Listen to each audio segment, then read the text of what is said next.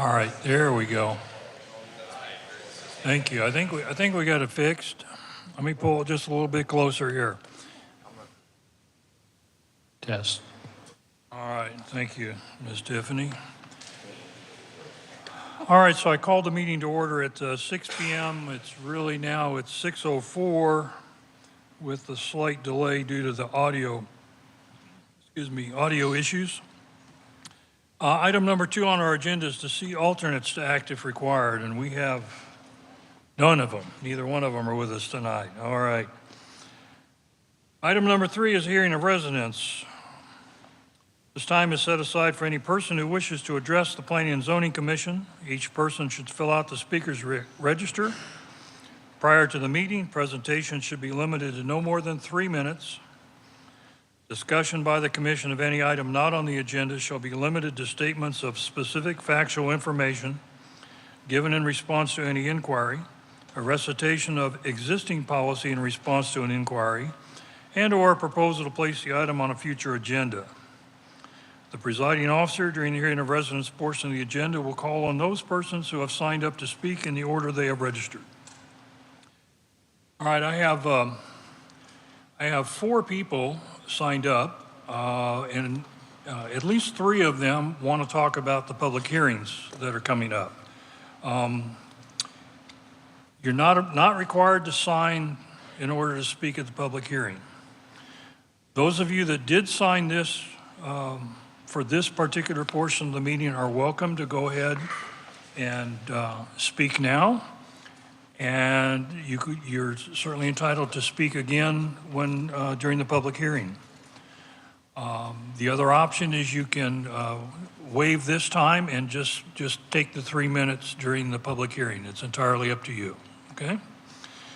So the first person is Brittany, is it Bison or Bicer or?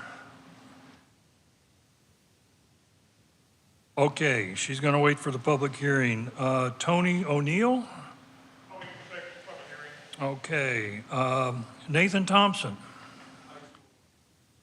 Thank you, sir. And actually there are 2 people here, Carlos and Tiffany. Is it Trenda or? Tienda? We'll wait for the public hearing. Okay. All right, I appreciate that, folks. Thank you very much. All right, moving right along then. No emails or text messages or anything? For the public, no? Okay. Item number 4 is our consent agenda. We have a single item on that agenda this evening. Item 4A is the minutes from the October 25th, 2023 regular meeting. There's no discussion on the consent agenda. Do we need to pull this item for discussion? If not, can I have a motion to approve the consent agenda? Motion to approve the consent agenda. I'll second. I have a motion to approve from Commissioner Bro and a second from Commissioner Ray, correct? Yes. Okay, there's no discussion on the consent agenda, so if you would, please record your vote.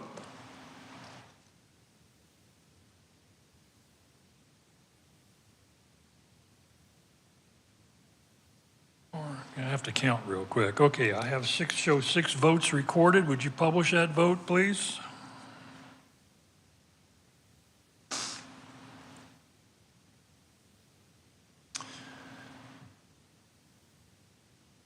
There it is.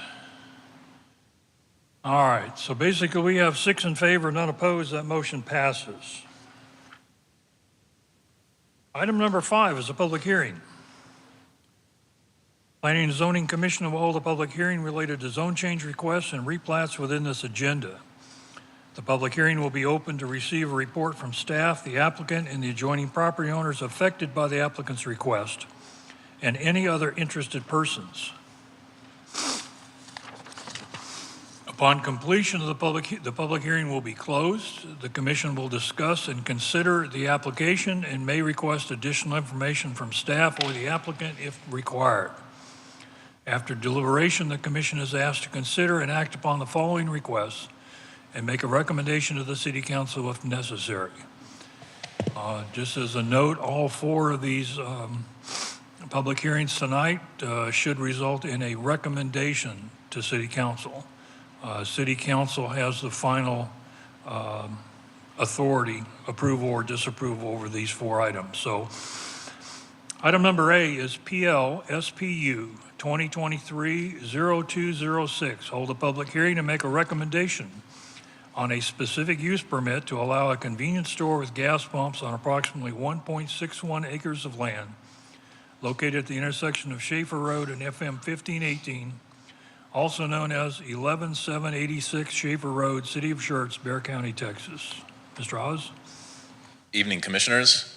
PLSPU 2023-0206, Samuel Haas, Senior Planner. So the subject property is outlined here in green. FM 1518 is here to the east, Schaefer Road to the north, the Willow Grove Estates is to the west.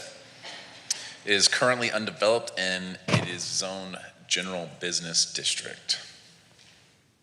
This exhibit here is the public hearing notice map. State law requires that we notice all properties within 200 feet of a specific use permit application to be notified. And on November 3rd, 18 public hearing notices were mailed. And as of this presentation, there are 5 responses opposed. 1 sign was also posted on FM 1518 as well. This here is the specific use permit exhibit. The proposed use, the subject property is 1.16 acres. As I said before, it's currently undeveloped and zoned General Business District. Per the applicant letter of intent, the applicant is proposing to construct an approximately 8,725 square foot strip center with an approximately 2,040 square foot canopy over gas pumps, as specific use is required for gas pumps in the General Business District. The strip center is proposed to have 5 total units. 1 is proposed to be 4,725 square feet, and the other 4 are proposed to be 1,000 square feet each. Here is a conceptual site plan that was submitted with the specific use permit application. You can see the buildings here kind of to the northwest of the lot, the canopy going more towards 1518. This exhibit was also submitted to demonstrate access. As you can see, the access is going on to Schaefer and to Brook Orchard and not to 1518. So the comprehensive land use plan has this area designated as mixed use neighborhood. The mixed use neighborhood land use is intended to incorporate a variety of housing types with limited commercial in a traditional neighborhood fashion. The proposed strip center with gas pumps fits the limited commercial land use desired in mixed use neighborhood designated areas, and the proposed specific use permit is generally in conformance with the comprehensive land plan. So when staff is analyzing a specific use permit, we use section 21511D. This is the criteria for approval for a specific use permit. So I'm just going to go through these one at a time.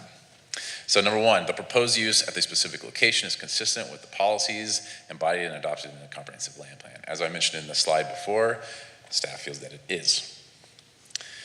Number 2, the proposed use is consistent with the general purpose and intent of the applicable zoning district regulations. Yes, the general business district is intended to provide suitable areas for development of non-residential uses, which offer a wide variety of retail and service establishment. The proposed strip center with gas pumps would meet the intent of this zoning district. The proposed use is compatible with and preserves the character of the integrity of the adjacent development and neighborhoods and include improvements on either site or within the public right-of-ways to mitigate development-related adverse impacts such as safety, traffic, noise, odors, visual nuisances, drainage, and other similar adverse effects to the adjacent development and neighborhoods.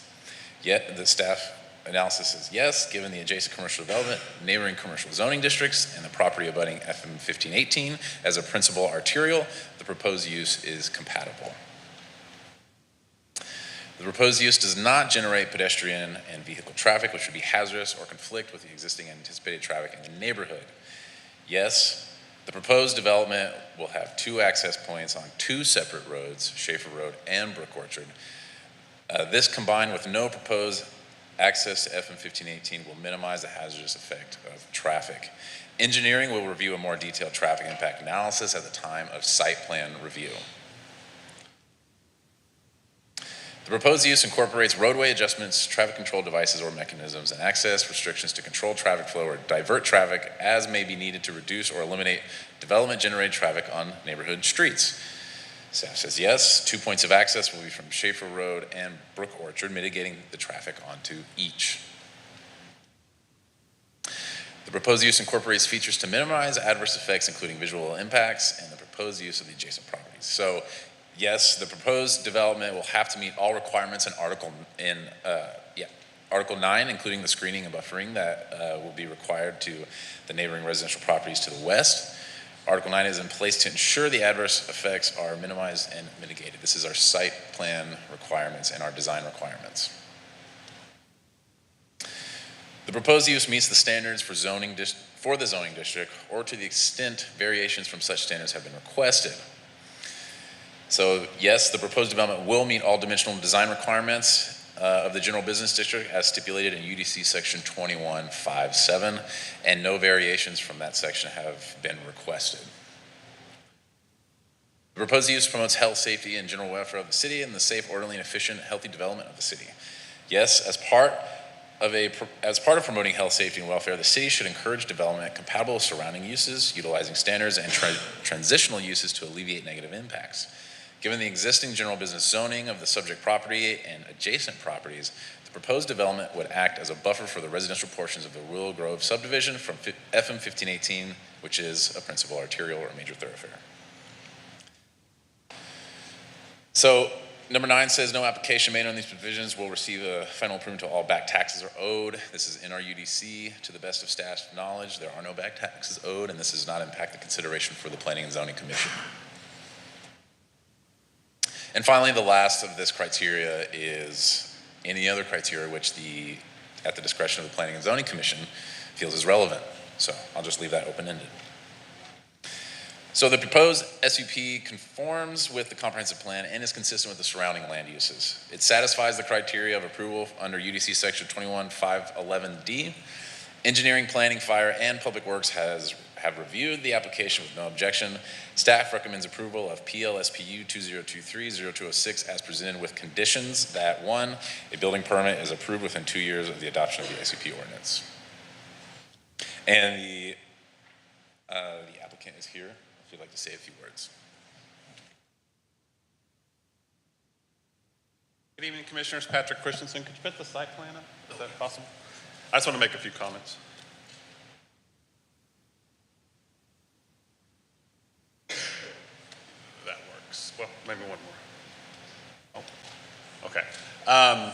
Here on behalf of the owner developer, I understand there is some opposition came in apparently today or maybe yesterday. I did try to reach out to the HOA, to the Property Management Association, but my emails kept bouncing back. If the responses that opposition sent in has contact information, I promise you I will contact them before we go to council. But I certainly understand. Gas stations are one of those things. A lot of people don't like to have them near where they live, but guess what? Everybody uses a gas station. What I think is important to note about this station is, if you look on the site plan at the top, there's 4 spaces to the north of the building. Those are going to be high-speed charging stations right there. So it's going to be both gas and electric if you have an electric car. There will be a convenience store and, of course, neighborhood commercial uses to the south. We're envisioning, maybe the laundromat, hair salon, type things like that. So that's what we're asking for. Happy to answer any questions you may have. And, the property is on the intersection of a major thoroughfare and a highway. It's a prime location for a gas station. Like I said, everybody needs them. So if you have any questions of me, I'm happy to answer those. Thank you. All right, thank you. I'm used to this thing being a lot louder. I'm sorry. I'll try to make sure you can all hear me in the back. All right, okay. I'll just try to remember to sit close. All right, it is now 6:18, and I will open this portion of the hearing for public comment. Anyone wishing to address the commission on this subject is welcome to step forward to the microphone.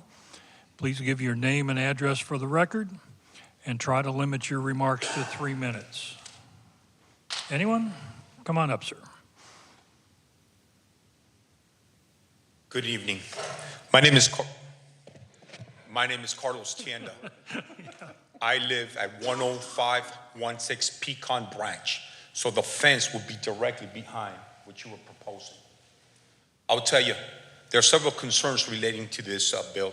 I understand it's a commercial property, and however, anything else but a gas station, because the issues and the problems that gas station bring. I know there's another neighbor of mine that can provide more details relating to why gas station will be tremendously bad. But if you take a look at this, picture and you see the entrances and exits, Orchard is our entry into the community. There's going to be an area when that road will be expanded where people will use, whether it's bicycle, whether it's walking. That is going to cause tremendous issues with people moving in and out. I say the frequency of the usage of that gas station, it will present an endanger to the population there. So I would like for you to consider that. The other thing is the security aspects of having that gas station there with the amount of traffic that it's going to have. I know I've been discussing with this gentleman here, Samuel Haas. I've been emailing back and forth. I didn't know, I thought you were part of the council. I didn't know you were part of the development. So I've been sharing some concerns with you, and I still do. I oppose this. It can be, if it was up to me, it'd be a Starbucks, because I know it's commercial. However, please, when you do decide and make a decision to make this property, I hope that you choose no to this particular type of a business because of the issues and the problems that arises. I think that the way that they have developed this for the entry and exit, I can see from the Schaefer perspective, but from the Port Orchard or the other street where we have our entrance is going to be tremendous. Now, I don't know if you've been there lately. There's multiple schools, very close proximity. That's our children, my grandchildren, mind you, because my kids are already grown. However, there's tremendous number of children in that neighborhood, let alone children that go in and out. With buses having the same entry point at that point, there's going to be tremendous areas of conflicts where potential accidents. So to me, it's more of a safety concern more than anything else to include. So please, I hope that you consider what others will have to say. But for me, safety and any other business because of the fumes and the gases that are going to be used or purchased every day. Thank you. You're welcome, sir. Now, was it your wife that signed up on the Yeah, she just put both of our names down, but I was the one that's going to be Okay. speaking on. Anyone else? Come on up. You don't have to raise your hand. Just come on up. Once again, name and address, please. All right. Good evening. My name is Alex Smith. I live at 11708 Cypress Barn in Schertz. My residence is within the 200-foot buffer that was put forward. I come before you not only as a resident of Willow Grove, but more importantly as a father. Study after study has concluded that benzene at any level, according to the World Health Organization, is not safe for humans. By putting a gasoline dispensary that close, just within the 200-foot buffer, you've got 4 families with young children who are going to be exposed day and night to high levels of benzene, a known carcinogen. When you look at what is a safe buffer for a gasoline station, studies were based off of a 0.1 gallon release of fumes for every 1,000 gallons. Now, California, among several other states, they looked at that when they determined their safe setback distances from a gasoline dispensary. And what they found, though, nationally, taking recordings, the actual amount of gasoline vapor discharge is between 1.4 and 1.7 pounds. Not surprisingly, communities throughout the country, I'll throw out Jupiter, Florida, many in Alabama, have deemed that 500 to 750 is more adequate. Our own EPA has told us that they recommend 500 to 1,000 feet distance between homes and residential areas in the gasoline dispensary. The other thing they failed to point out when they put up the slides is directly across the street we have Rose Garden Elementary School. Within 300 feet of that. So we're going to be putting gasoline tanks at a busy intersection, and having lived here for 6 years, I have seen numerous accidents already. What are we doing to our children? What risk are we exposing them to? We moved to Willow Grove about 6 years ago, and like many in that neighborhood, military families, we came because we wanted a safe place. They were constructing Rose Garden Elementary, and I can say my daughter attended Rose Garden Elementary School. She has great things to say about it. Now we're going to be exposing the students and staff to perpetual levels of benzene in close proximity to them. I asked the commission to seriously consider this. Think of the children. Instead of doing commercial activities that endanger, especially our youth, why not look for ways that we can actually better the lives of the community, better the lives of the residents? This is simply a risk that need not be taken. We have a gasoline station right up the road, and at the other end of the road before the I-10 yes, fossil fuels are important, but do you need to have another one right there? The answer is no. Thank you. You're welcome, sir.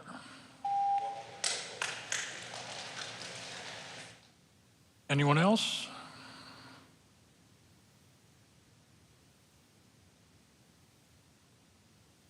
Good evening, thank you. Todd Vishen, 8926 Green Grant in Schertz.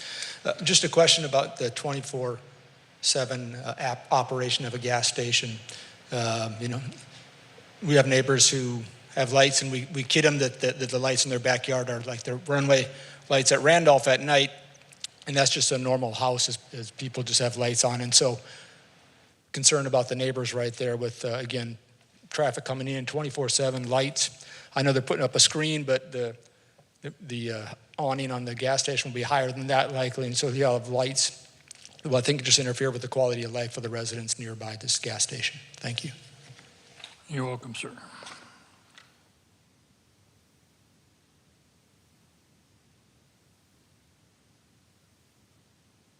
Anyone else? Sure, come on up.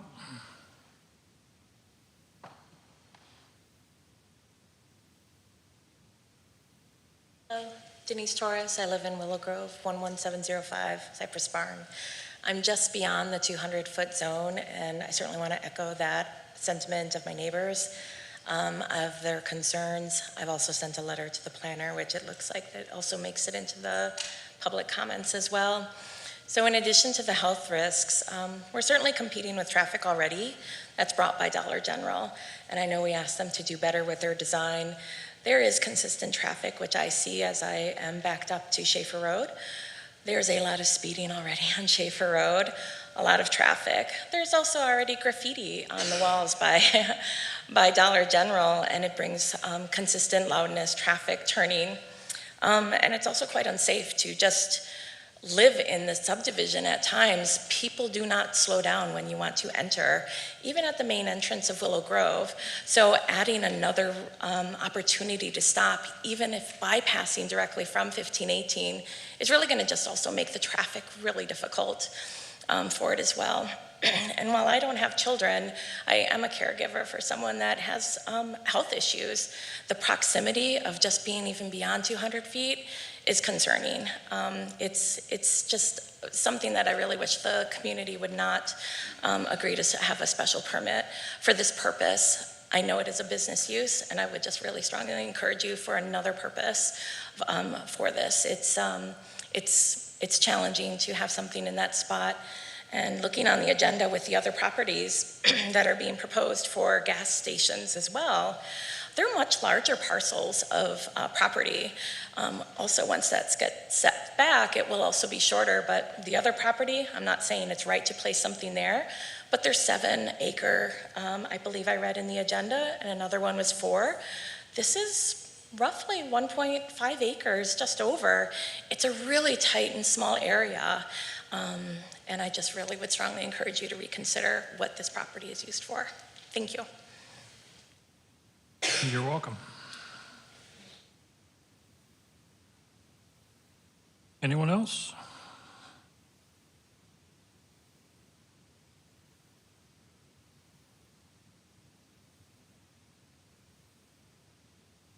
Nobody?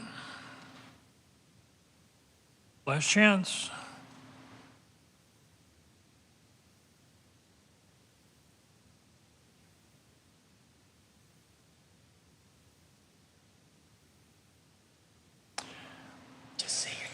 Yeah, just pull, there you go.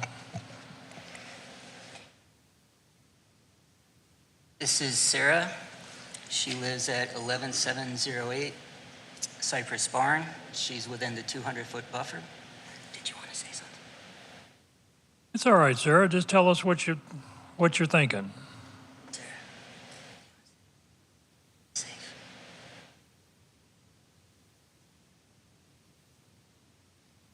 You got it, Sarah. You got it. Just pretend like we're not here.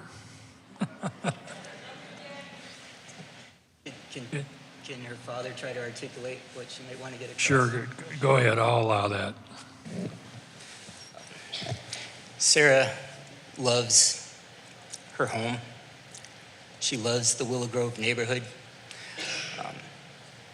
Dad brought her here from California because of my duties in the United States Air Force. We decided to stay in Schertz because of the safety in the community, the people of Schertz. We decided to remain here. Sarah doesn't want to leave her home, and as a father, I can't in good conscience subject her to these known carcinogens.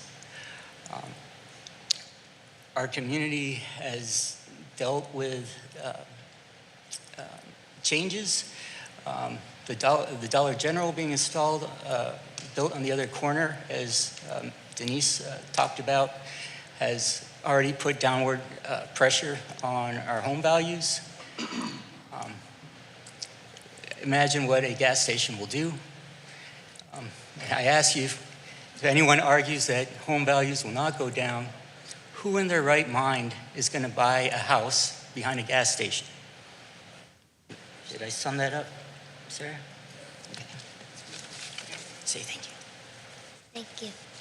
Oh, you're welcome. Thank you, Sarah.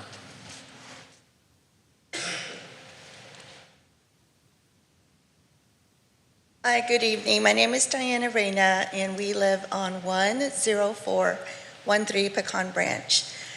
At this time, I would just like to piggyback on what the neighbors have referred to as, we understand this is a commercial, and for something that is going to go on there at some point, but not a gas station. We have talked about the surface, the top part, but I would like to talk about what goes underneath. How far down will all of that construction underneath go? What is it going to affect what is currently underneath? When we are at our homes and we have gas leaks, we're able to smell it, quickly run outside, contact a fire department or whatever emergency that we need to. If there is a leak way underneath at the bottom of those tanks that are so close to our neighborhood, how are we going to be safe? So those are things that I would like for the commission to take into consideration, what is going down underneath, and make sure that whoever is doing those evaluations, that they also share all of those data pieces, components, logistics with us as well, not just what's going above, also what's going down below. Thank you. You're welcome.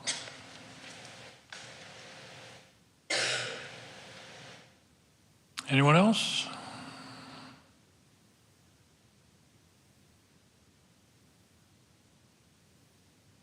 No?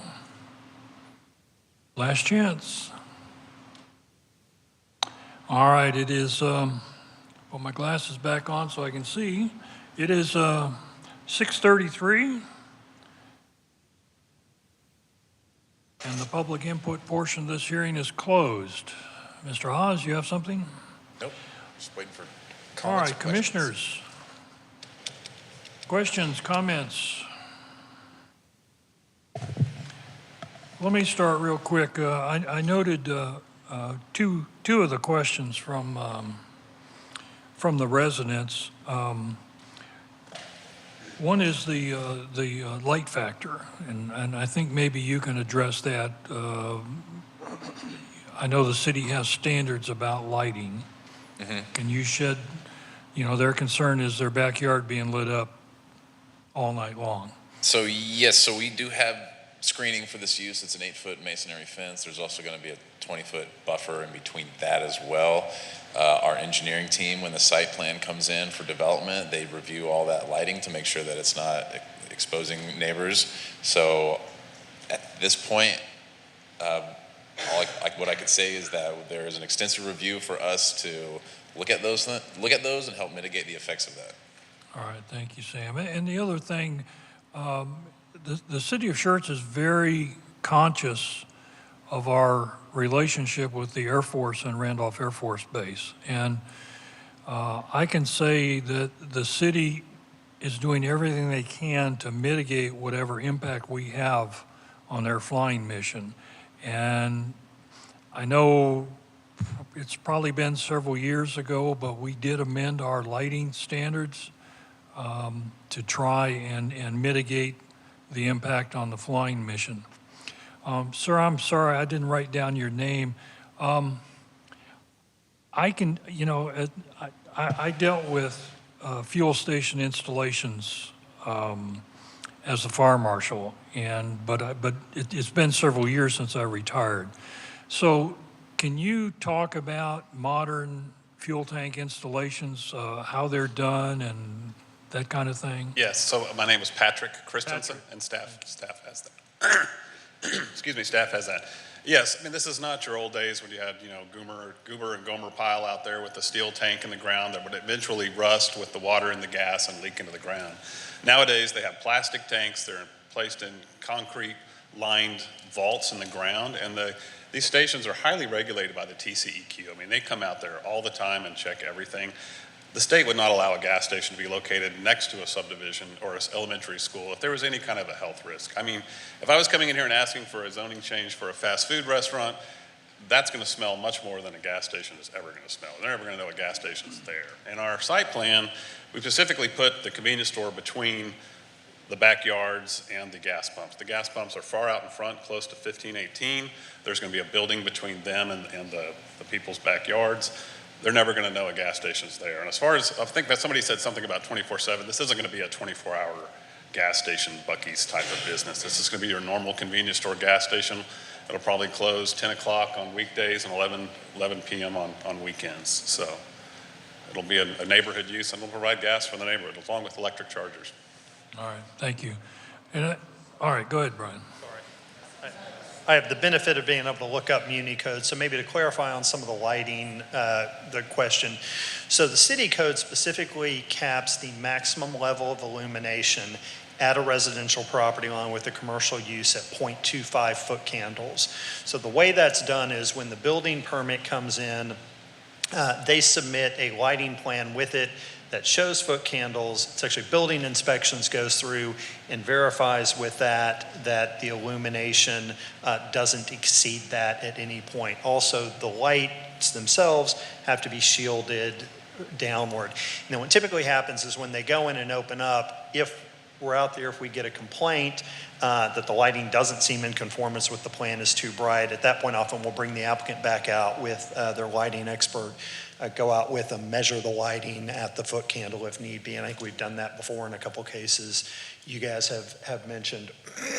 But again, just to clarify with what the residents have said too though, so while the lights are shielded, while there's that limitation on the illumination level at the ground at the property line, to be clear, any kind of light fixture, when you're looking up and looking out into the horizon, you'll see the light fixture up there, which is sometimes the complaint. The last thing, just since I'm up here in response, just a reminder, we don't cap the hours of operation of any type of use. So again, while the intent may not be to go beyond 10 o'clock, that's not something the city would regulate. All right, thank you, Mr. James. I just wanted to expand a little bit more on the tank installation. Not only are these, whether they're plastic or fiberglass, but we no longer use steel tanks. And as Patrick said, they're placed in a concrete vault. And that vault has to be sized, I believe, if that tank were to fail, that vault would contain the entire volume of the tank. But they're very complex standards, but in addition to all that, there are very complex and leak detection systems that are now installed with these tanks. Typically, that equipment is in a back room somewhere in the convenience store, but they continuously monitor that what's called interstitial space in that vault for the presence of gasoline. Commissioners? No, sir. You can't. Sorry. Commissioners, you have anything?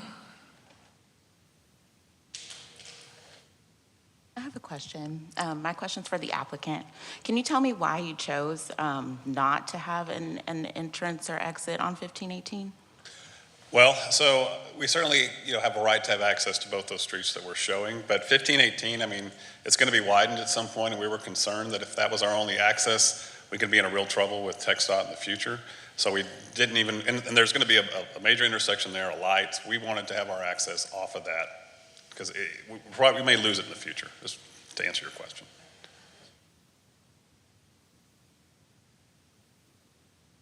I have a question. Is the buffer on the back side a 20-foot buffer? Yes, and an 8-foot masonry fence on the backside. Okay. And one more question. So will there be a secondary traffic light at the entrance Branch Orchard or whatever that was? Not Schaefer, but the one into the neighborhood? So as that's TxDOT's facility, Oh, I see. yeah, it would be their decision to make on that. So, And maybe just to clarify with that, Sam, I think the same kind of thing. Again, the layout is not attached with it not locked in. So Right. the access to the roads on site plans is reviewed at time of the plating and site plan. So again, at that point, all of that would be looked at. So again, my caution to you is, while they have the graphic that sort of shows it, all of those things are to be reviewed. And so again, the applicant may change his mind at some point. It could be TxDOT doesn't allow it. It could be there's an issue with site distance or something like that. So again, just as a reminder to everyone, as with zoning cases in the SUP, again, unless we sort of lock it in fully, there are a number of steps in that process, and that's where those things are looked at in the future steps. This site plan is conceptual at best. It was not required that they submit one.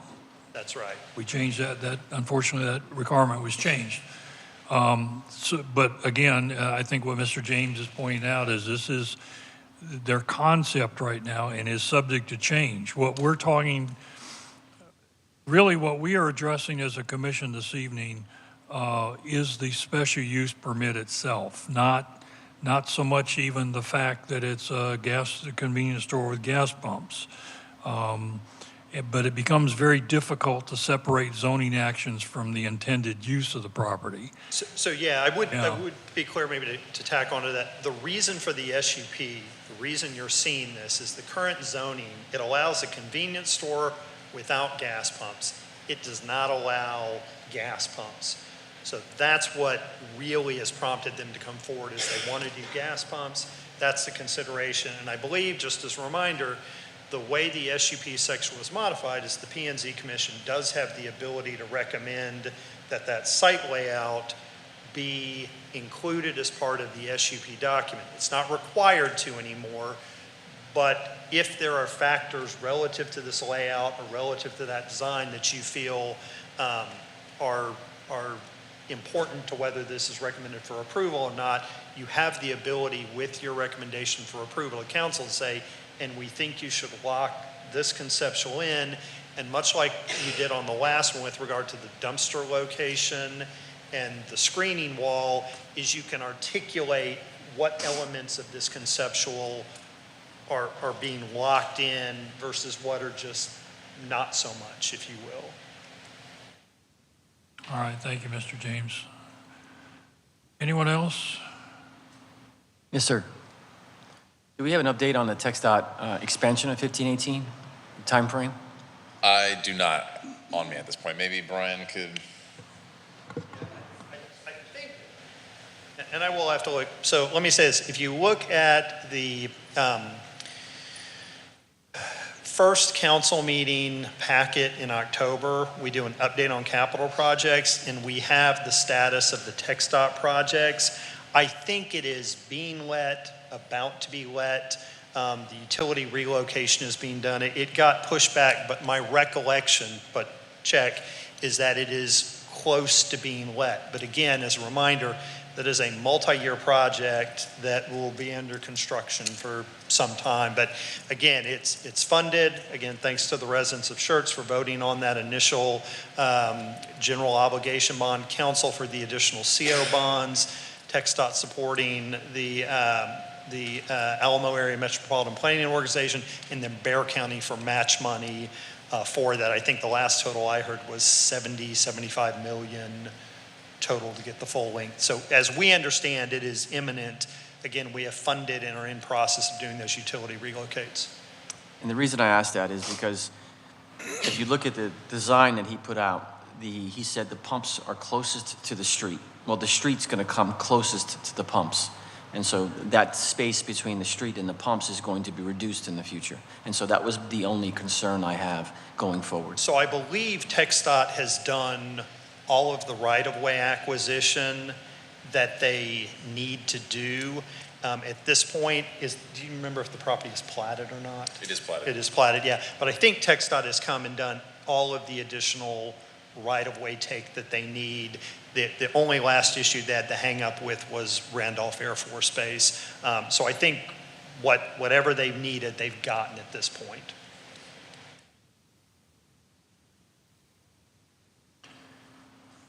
Well, I kind of have mixed feelings about this SUP. You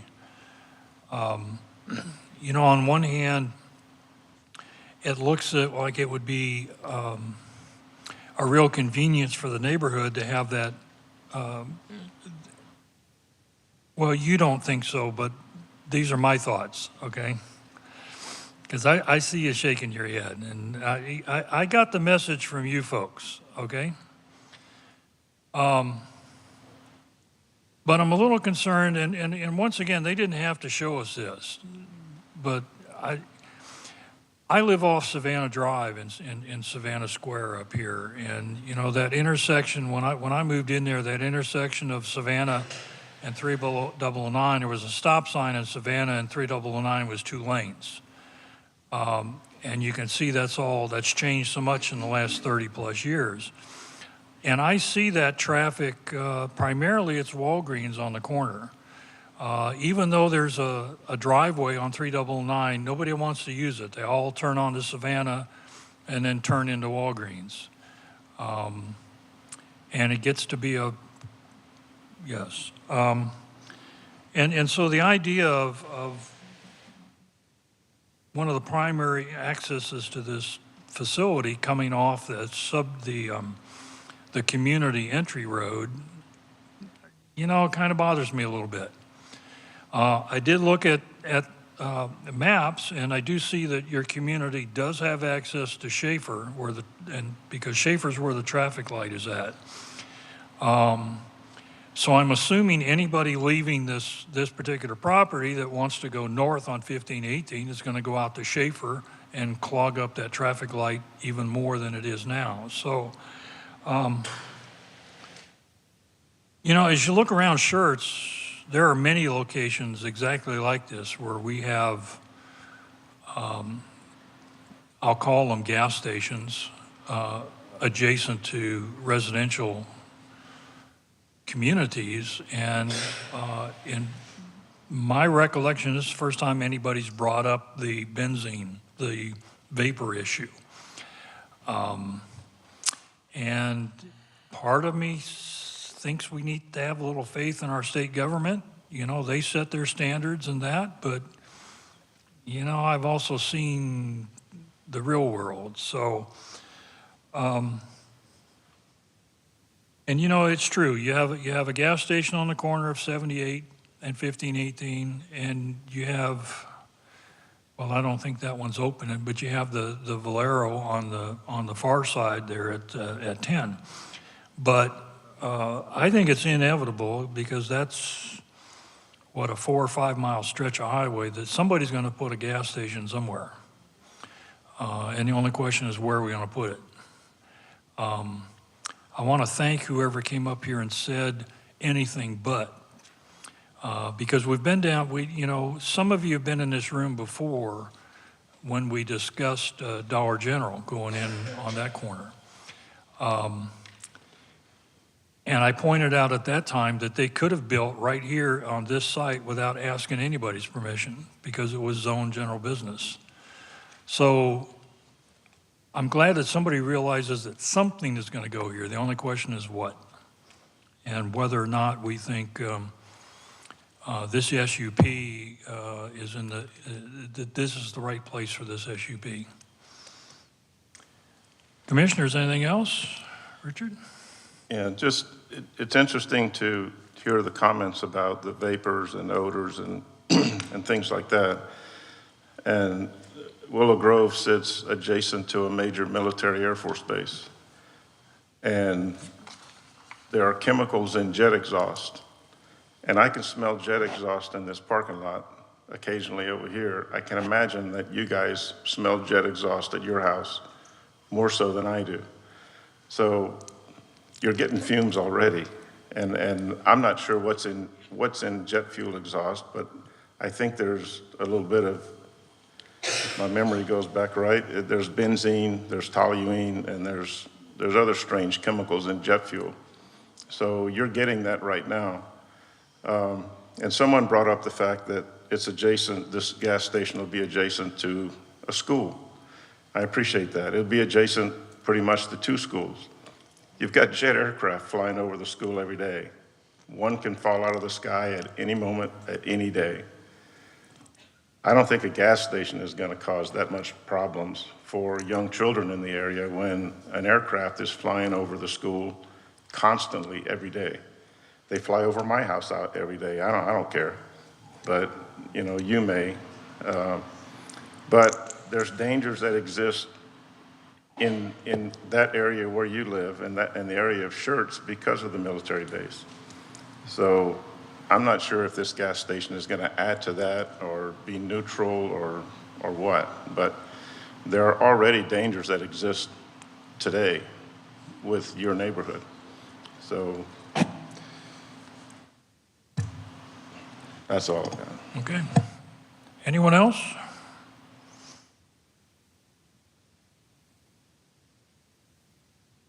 Okay, this is a recommendation to City Council, and we have some options. We can recommend approval as submitted, which would include the condition that staff has said that need a building permit within 2 years. We can recommend approval with other conditions if we feel like we want to add something onto this, or we can recommend denial. So at this point, I'm looking for a motion for one of those options.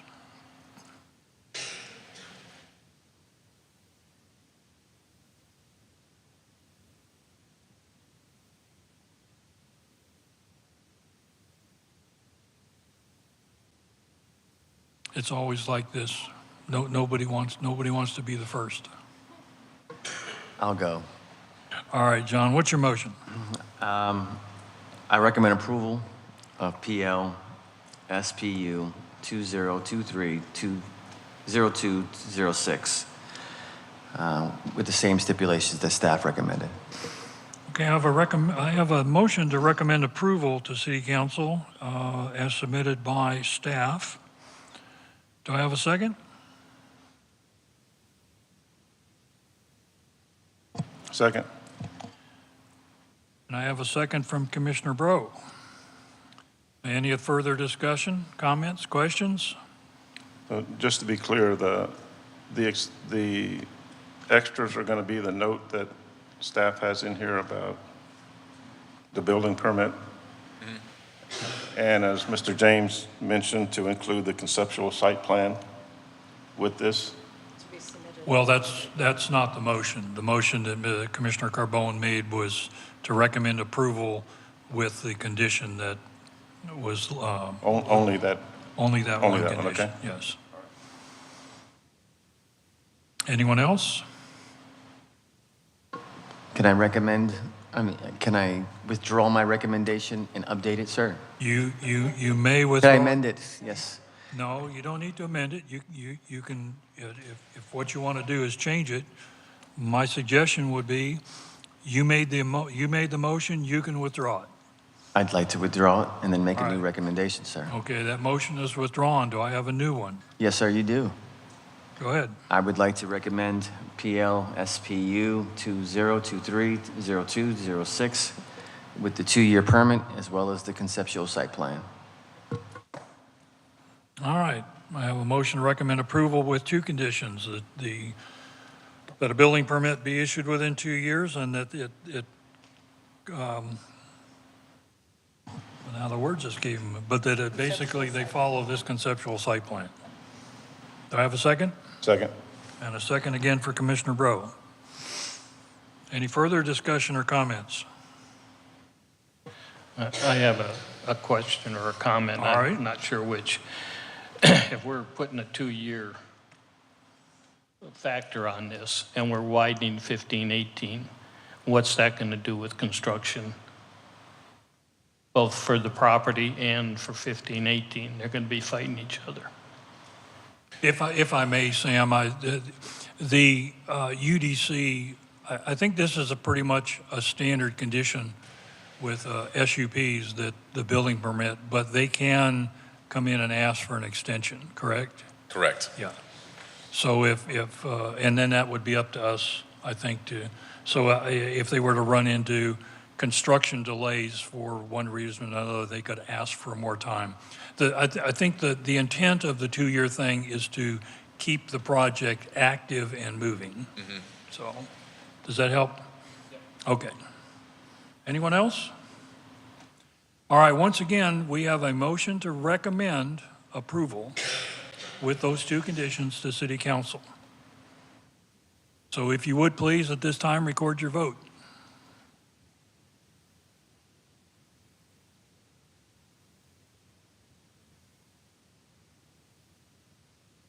Okay, I have 6 votes recorded. Would you publish that vote, please?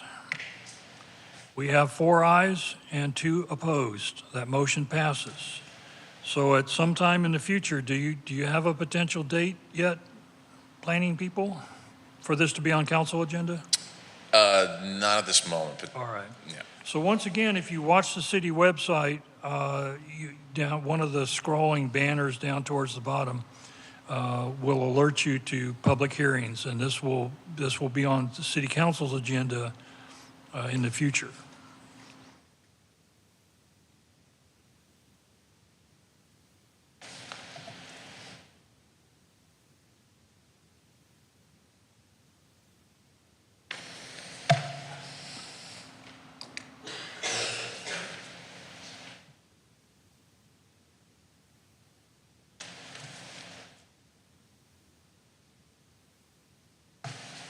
All right, I thank you all for your input on that one, but again, it's not over. It's not a done deal. You have one more chance to express your concerns.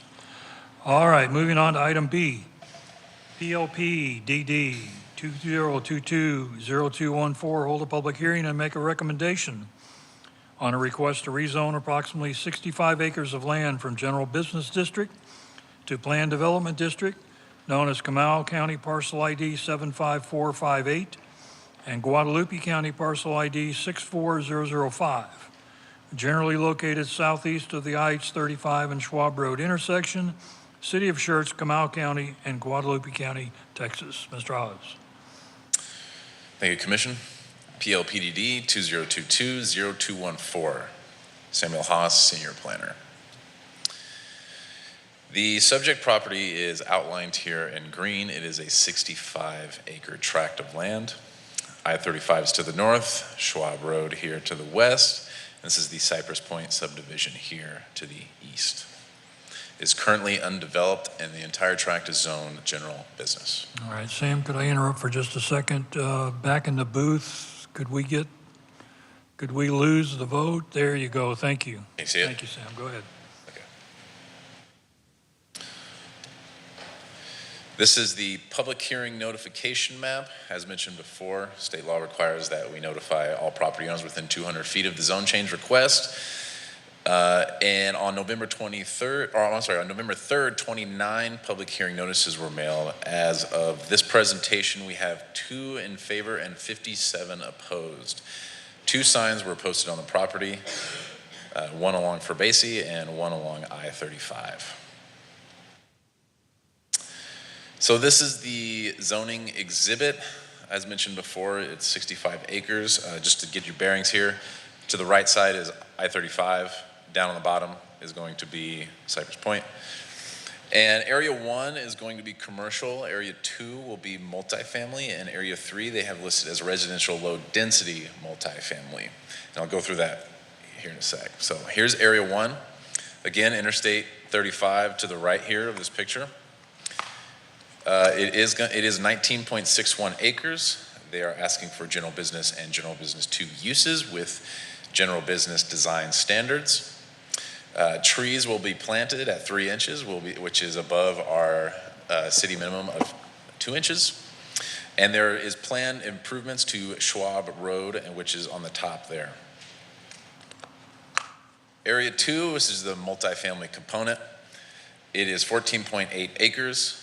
The base district is R4, multifamily. They are also planting trees in this area at 3 inches, which is above the city minimum. They're also doing 11 trees per acre, which is also above the city minimum. And they're requesting that 1 parking space per bedroom plus 5% for visitors. And this is area 2 here. Again, 35 is to the right. This is the dimensional and design guide here for the area 2. You can see the width and depth 100 feet, max height 45 feet, max impervious coverage 75%, and the maximum density shall not exceed 35 units per acre. The maximum unit count of 518 units. So here is area 3. Just to get your bearings, Cypress Point is right there at the bottom of this picture. Area 3 is considered residential low density multifamily. It is 29.92 acres. The base zoning district on that is also R4. Again, trees will be planted at a higher caliper, 11 trees per acre, and there's a planned extension of Fairbasie Lane. And Fairbasie is basically where this county line is separating the property. The dimensional and design requirements are here for Area 3. You'll see that it's fairly similar, but the max height is 35 feet. The density is 10 units per acre with a maximum unit count of 299 units. So comp plan conformance. This area has 3 land use designations: single family residential, commercial campus, and highway commercial. For the single family residential, in our comp plan, it does say it is for conventional detached dwellings. However, it also has, it's for areas proposed to utilize a traditional neighborhood design and may include a mixture of residential uses and limited commercial. For commercial campus, it's intended to encourage lower intensity commercial and office uses in locations that buffer major thoroughfares and residential uses. And highway commercial is regional scale retail and commercial that take advantage of highway frontage. So when staff is doing their analysis, we have criteria for approval, and this is located in UDC section 21510F. And I'll just go through these again, one at a time. So number 1, whether the proposed PDD implements the policies of the adopted comprehensive land plan, including the land use classification of the property on the future land use map. So staff says yes. Area 1 does fall within the highway commercial and commercial campus, and area 2 and 3, some multifamily is consistent with mixture of residential uses. And so there are some goals and objectives that are explicitly stated in the comp plan. And among these, I'll just read these out. Achieve an efficient, diverse, and balanced pattern of land uses within the city and the ETJ. Provide an appropriate mix of different land use types in suitable locations, densities, and patterns consistent with the goals and objectives established in the plan.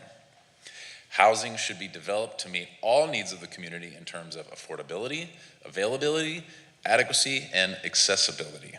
These are listed in our comp plan. Number 2, the proposed PDD promotes health, safety, or general welfare of the city and safe, orderly, efficient, and healthful development of the city. Staff says yes. Given the IH-35 corridor is adjacent to the subject property, the proposed commercial area in Area 1 is more appropriate adjacent to the right-of-way. Also, the multifamily provides a better transition from that right-of-way than commercial from single-family detached lots. Number 3, whether the uses permitted by the proposed change in zoning district classification and the standards applicable to such uses will be appropriate in the immediate area of the land to be reclassified. Yes, given the surrounding area, the staff development standards in the UDC for commercial multifamily development and the use of commercial and multifamily are appropriate. Whether the proposed change is in accord with any existing or proposed plans for providing public schools, streets, water, supply, sanitary sewer, or other public services and utilities to the area. So this location is next to I-35, and the city does have various plans and infrastructure projects to assume higher intensity development in this area. We have a planned east-west connector that is on our master thoroughfare plan, and this will also provide improvements to Schwab Road. We did send 2 public hearing notices to SCUC ISD as well as Comal ISD, and to the best of staff knowledge, this change does not conflict with either campus's forecasting. So I want to bring your attention to section 21.5.4D. This is in our normal zone change, our straight zoning change criteria for approval, and I think it's relevant here, so I wanted to bring it to the presentation. And in that zone change, one of the criteria is whether there have been environmental and or economical changes which warrant the requested change. Staff feels that this is important because housing affordability is a big issue in the city of Schertz, and from the last 10 years, our house prices have gone from, on average, from $210,000 to $430,000. So it's a significant increase. Going back to the PDD section, to the extent of which the proposed PDD will result in a superior development than could be achieved through conventional zoning. The mixture of uses that are within the same zoning district we believe is superior. It also, the greater density and flexibility that this offers, and this is going to be, there's going to be increased landscaping within this PDD. And so item number 6 is about the back taxes owed. To the best of staff's knowledge, all taxes are paid, and this should not impact consideration for the Planning and Zoning Commission. And then for all other criteria, it is for y'all to discern. And so the proposed PDD zoning conforms with a comprehensive plan and is consistent with the surrounding uses. It satisfies the criteria of approval for UDC section 21.5.4.10F. Engineering, Planning, Fire, and Public Works have reviewed the application with no objections. Staff is recommending approval of PL-PDD 2022-0214 as presented and discussed. And there is a presentation from the applicant as well.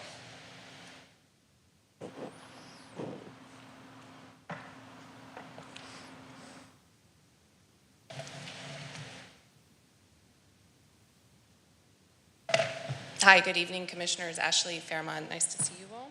Thank you, Sam. I'm here today on behalf of the proposed developer of this PDD. What we're proposing is a mixed-use project, as Sam described, which I'll go into more detail on. But the idea is to provide the commercial retail at the hard corner and along the frontage of the highway in Schwab, and then some denser housing with apartments, and then some lower density housing behind that. So as Sam mentioned, it's about 65 acres. I'll kind of hop through that. And so the frontage for this property is Schwab and 35. I'll talk a little bit more about that. But Schwab Road, as you all know, needs quite a bit of improvement. So that will come along with this project because that is a major access for this site. And then there will also be obviously access for 35. Just to talk about current zoning in the area, so the site right now, all 65 acres are currently zoned general business. So we're asking for the PDD for a few changes in design standards, some heightened design standards with the landscaping, but then also to allow for the residential and to allow for this idea of one cohesive project between the residential and the commercial. To the west, almost the majority, all of the property is also zoned GB, and also to the east, and then there is some adjacent single family, which would be adjacent to our lower density housing on the southeast side of the property. Just a few things just regarding just the property in general, so you all are aware. There is some floodplain at the corner of Schwab and 35, so part of this development will be how do we channelize that floodplain? How do I improve that area to allow for the commercial development at the corner, but also to help with the development of Schwab Road? So that will come along with the project. There are two major thoroughfare plan streets. One, the north-south connector, which is Schwab, which is secondary arterial, and then the east-west connector, Frobesi, which is on the major thoroughfare plan. So if it's required by staff, it will be built as part of the project. The other thing I just want to mention, there's a lot of things going on this slide, but this is the city's shared use path, bike path, trail plan. So shared use paths will be required along Schwab and 35. There'll also be trails through the site that are also required as well as bike lanes. So just a conceptual rendering of what the project would look like. Again, the goal is to have kind of community type retail, whether it be grocer, stores, restaurants towards the corner and along the frontage. Behind that would be apartments, and we'll talk a little bit more about that. And then you can see the blue is the channelizing of the floodplain and drainage that would go through the site, as well as trails. And then to the south portion of the property is the 10 units or so per acre townhome portion. Go back really quick. I do also want to mention, in case there are any questions about traffic, again, the main access points will be Schwab and 35.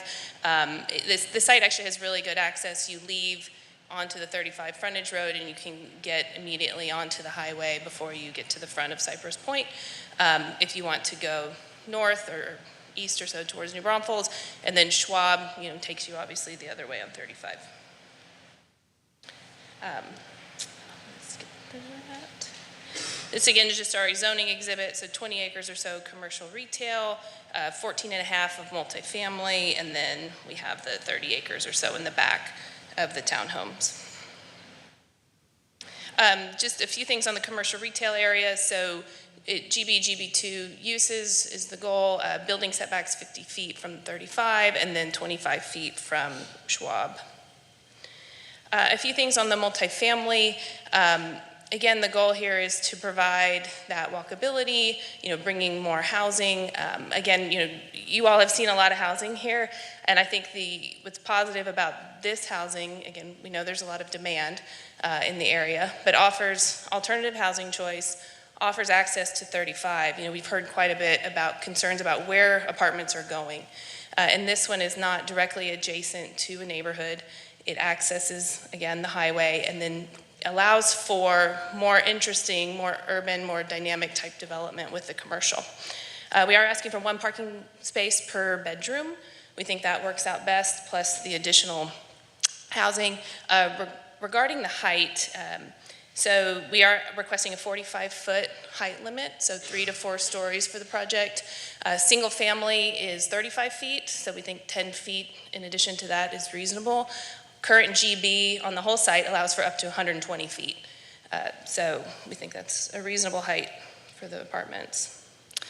And then the townhomes to the rear, again, 10 units or so per the acre, which is about 300 units max, and 35 feet, similar to single family on the height for that piece. As Sam mentioned, so one of the ideas of this project is to be, green, have more landscape, outdoor space. So we are incorporating into the PDD, additional tree plantings would be required, and then planting trees that are more mature. So instead of the 2-inch trees that you see that are planted, we would go ahead and have a minimum of 3-inch trees in the project. And again, just to reiterate, and I don't want to be too repetitive with what Sam said, but we do feel that this project meets the goals of the comprehensive plan with diverse housing types, different mixtures of land uses, and something that is creative and will draw some, commercial to the area that may not go there without the housing piece. So with that, I'm happy to answer any questions. Thank you.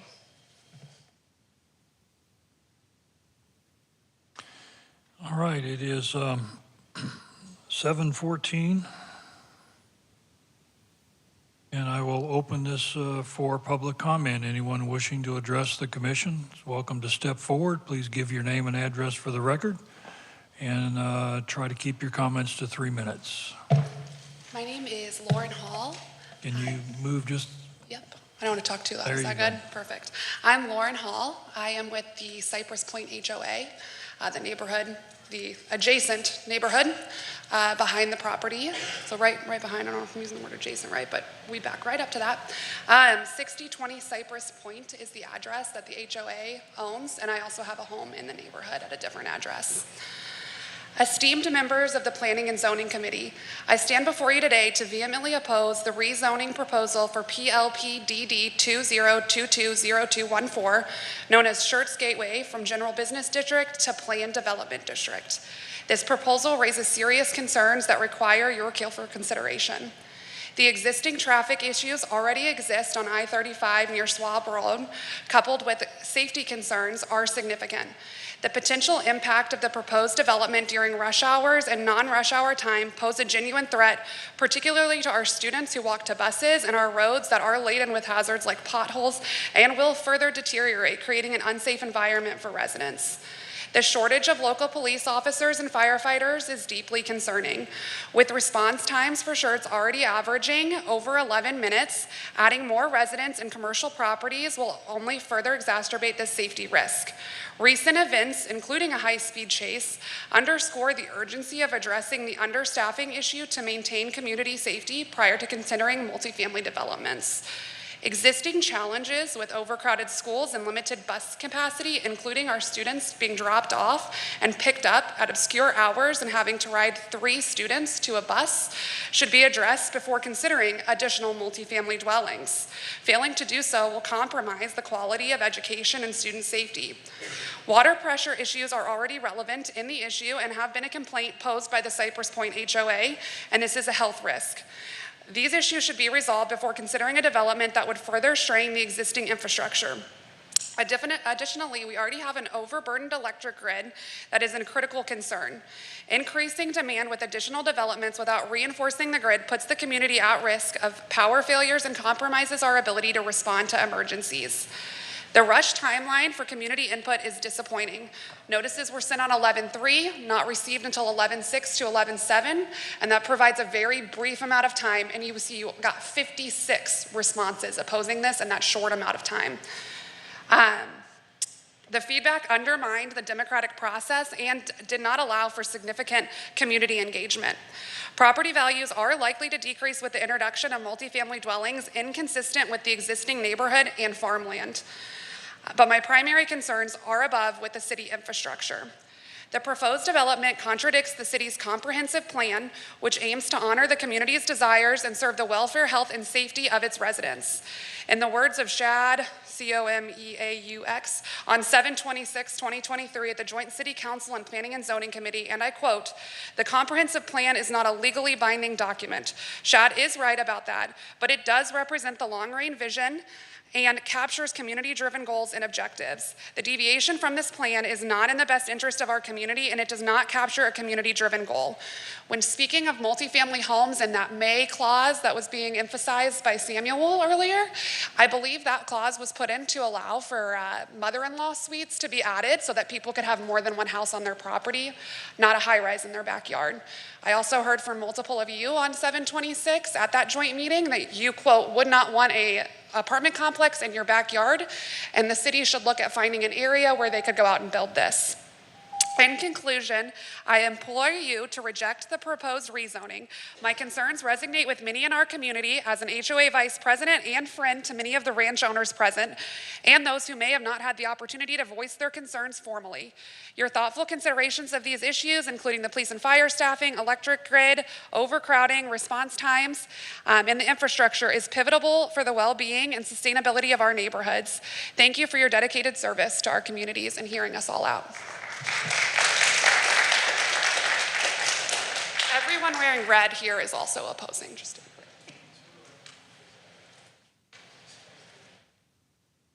My name is Richard Eads, 5523 Cypress Point.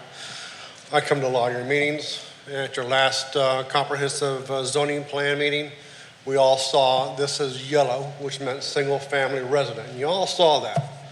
And they come with this little text thing saying that they can do this thing behind our backs. Okay, you all said it was wrong then, it should be wrong now.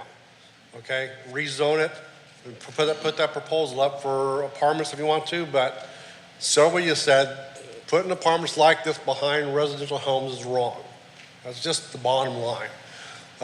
What they did address though is Frebosi run on Eckhart. Eckhart's going to dump off onto the frontage road. That's going to have to be increased. There's no plan to increase that. That's all going to go through Cypress Point. And that gets backed up. They go through the residential district of Cypress Point over to Frontage Road. That's not addressed. And when they talk about the fact that this is not going to impact safety and all that kind of stuff. Freedom of Information Act from the police department says you have 76 officers you can have, you'll have 68 now. The fire chief told me the other day that you're looking to try to increase fire out there because you're relying on new brothels and subload to handle this area. Also the fact that everybody loves this green energy thing. These fast charging stations are 350 kilowatts an hour. A normal home is 1,000 kilowatts a month. And you're telling me that you're now adding another 1,000 homes in this area? You've all been here as long as I have, 10 years or more. You've seen where they ask every year, we're running out of power. We're running out of electricity. And the city council in the long run is going to decide with the green energy, without being able to turn up the coal plants, no more natural gas because it's being sent overseas to Europe. How are we going to continue this growth? We need to slow down and figure out first what we're going to do with our infrastructure. We got to do something with our electric grid. Water pumps out here, we've called all summer long last year and this year. They're pumping full steam. The water smells bad sometimes. There's not enough water pressure to turn on the sprinkler systems. And now you want to put in another 1,000 homes out here and you can't provide pumping for this area out here. And I know you can always say, they tell me that, well, we'll look at that. Well, you know, you should have looked at that before you decide to approve these things because we've been asking for this for a good 7 years, and you haven't done a thing out there. Not you, I mean the city. So my proposal is that you reject this with the fact that you can't keep up the infrastructure out here on Cypress Point, and I think this is just going to make it worse. Thank you.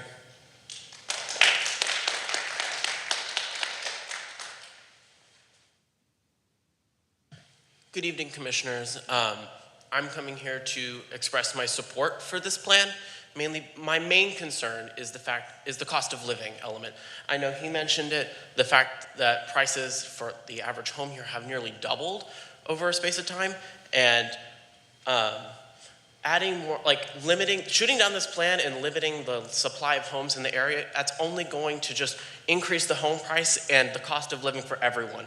I feel like Schertz should be a community for everyone, not just the rich few who can afford it. And I feel like this development would go a long way in increasing the house supply of the area and keeping the price at a stable level instead of the massive increase we've seen. That would solve a huge problem for the community. Secondly, I-35 is the busiest road it's one of the busiest roads in the United States. It would be completely foolish for the city of Schertz to completely neglect developing this area. I live in Cypress Point, and in this area, I feel like Schertz isn't taking advantage of the incredible location it has. There's lots and lots of revenue to be gained from this area, and the other problems brought up by the other residents would be more adequately solved. We would be able to improve our infrastructure, hire more people, and generally fix the issues in our community with the revenue that these businesses would bring in. And I see on that plan that they would plan on including a grocery store, which I would be hugely in support of, because we're, 15 minutes away from the nearest grocery store, 15, 20 minutes. So including a grocery store right there would be great, because this area is underserved by grocery stores. So I personally support this plan, and I feel like some of the concerns raised, like I know in the homeowners association email, it said that, it would destroy wildlife habitat. Well, the housing demand isn't going to go away overnight just because you shoot down this development. People are wanting to move to Schertz because this is a great community. And if you shoot down this housing development, the housing demand's not going to go away. You're going to have to build housing elsewhere somewhere. You can't just not build any more housing. So, because the price is just going to increase for everyone. So I personally am strongly in support of this plan, because I see people my age struggling to afford to live places. I have a lot of friends in San Marcos, which San Marcos has shot down plenty of projects like this, and it has caused the housing price to increase dramatically. They can't afford to live in these places. And I don't want to see Schertz become like San Marcos or Austin or California, where they cannot afford to live. So my main concern is the cost of living. So thank you for, also, my name is James Bedwell, and I live at 5497 Cypress Point. Thank you.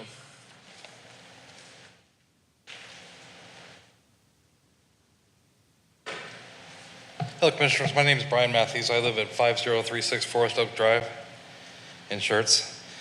So a couple things I want to address. About the income factor, that I've been told that these apartments are not going to be for the low income. These are going to be a very expensive apartments to rent.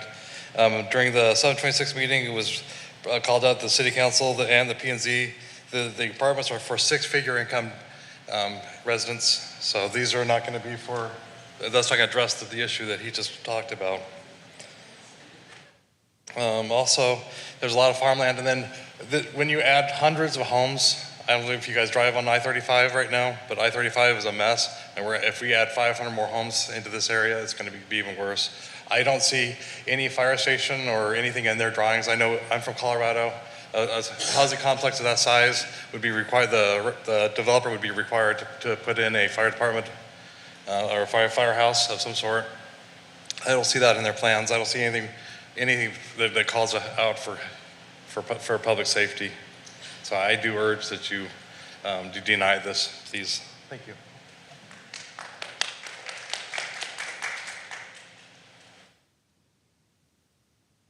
Good evening, Commissioners.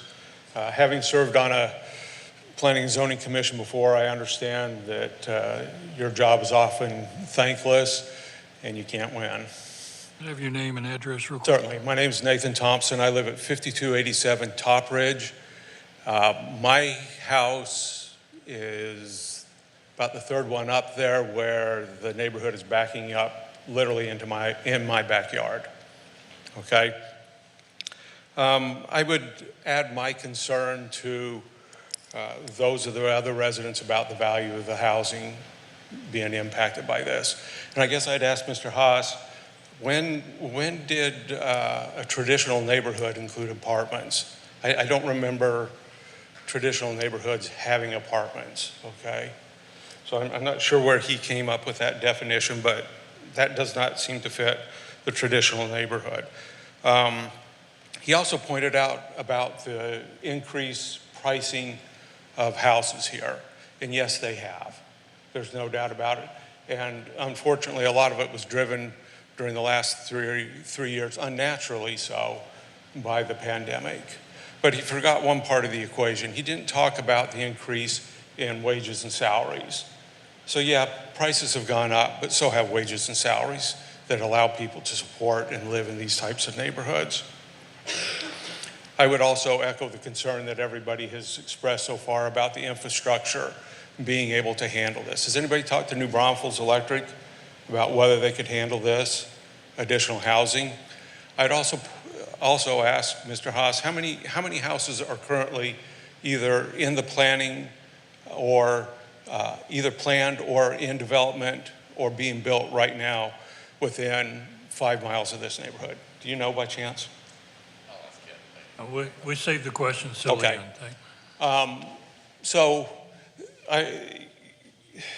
you talk about the infrastructure and things like that. You talk about the police department, fire department. I'm also concerned about light pollution. You're going to have more lights out there, and it's going to be shining in my backyard, and there's no restriction on it.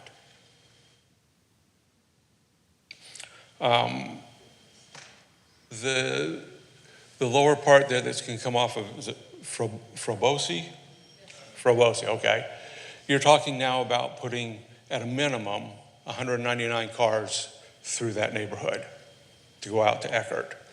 And if everybody has, let's say, a car and a half to 2 cars, you're now talking about 300 to 400 additional vehicles that are going to travel through my neighborhood. Now, I guess I will conclude by asking each one of you, how would you vote if this was being built in your backyard? Would you be supportive of this if this was in your backyard? I'll bet you the answer is no, you wouldn't be supported. Thank you.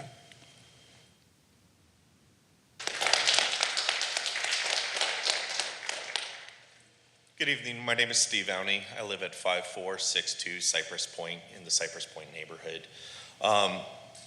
I want to echo all of my neighbors' concerns. We share the same things, but what was briefly discussed was the impact to the local schools. Right now, the Comal School District is still seeing a overcrowding issue. It may not be based on head count, but it's due to teacher and staff shortages. We're seeing that hugely when it comes to the bus system. Like students are sitting 3 to seat.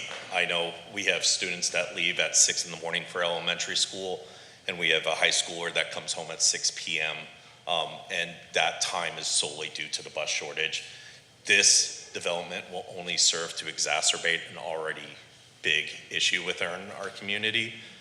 Cypress Point sits at kind of a weird gray area. We are at the end of the jurisdiction.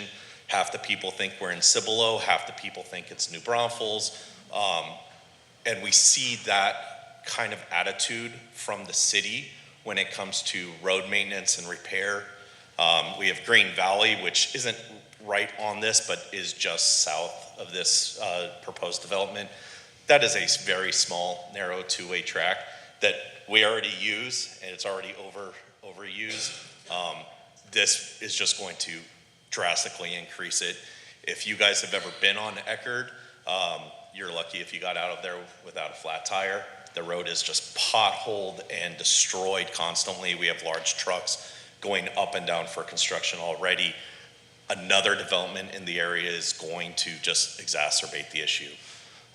We all understand that there is a need for additional housing units and housing space, and we need to expand the city and we need to grow. But what we need to do is we need to do so sustainably. Large multifamily units is not the answer. Smaller, more manageable growth where we can pair infrastructure improvement with the growth is important so that we're not building and then trying to depend on the city to play catch up. We've already seen the city trying to play catch up from the growth that it's already seen, and it's not catching up fast enough. This just puts everything further behind. So I ask you to seriously consider. The residents of the area don't want to see it. We don't want to see Schertz be urbanized, as the developers mentioned. We want to maintain our nice suburban area with the farm aesthetic, but we also want to make sure that our kids are going to a school that's sustainable. We have water pressure and emergency services that are sustainable, and the services that we receive from the city are adequate for the number of residents in the area. This is not the answer. Thank you.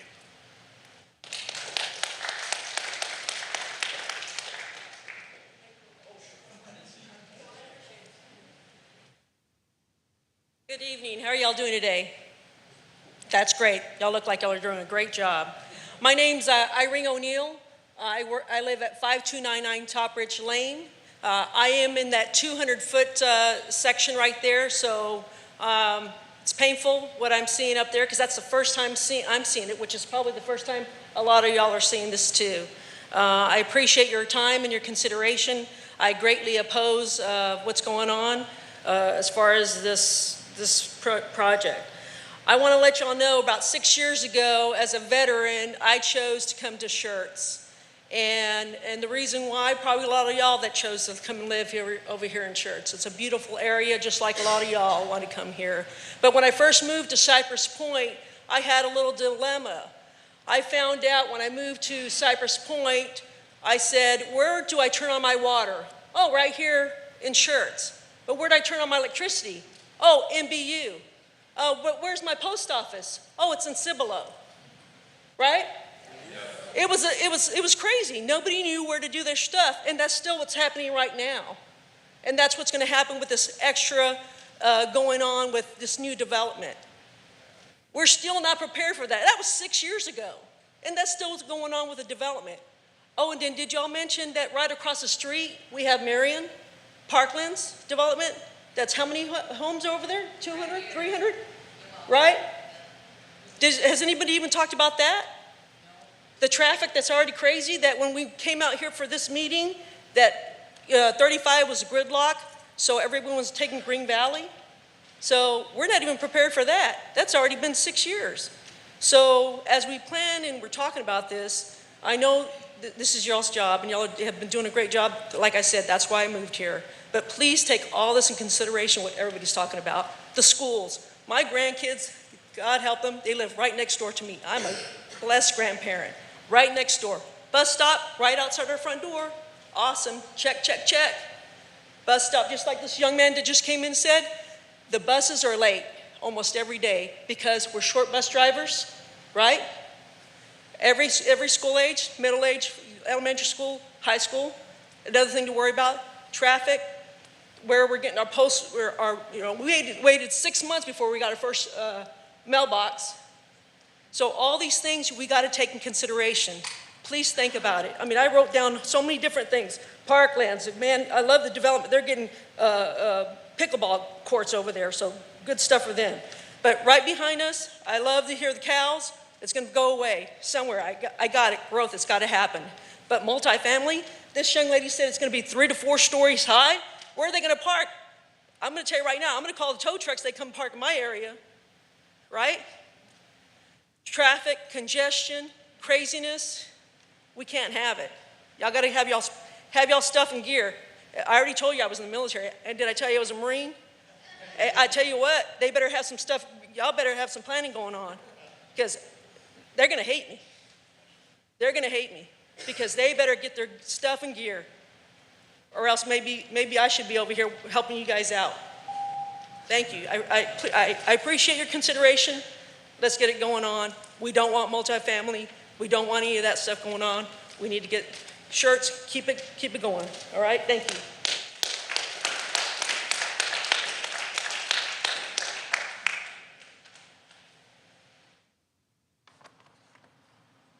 Hello, my name is Jeff Beatty.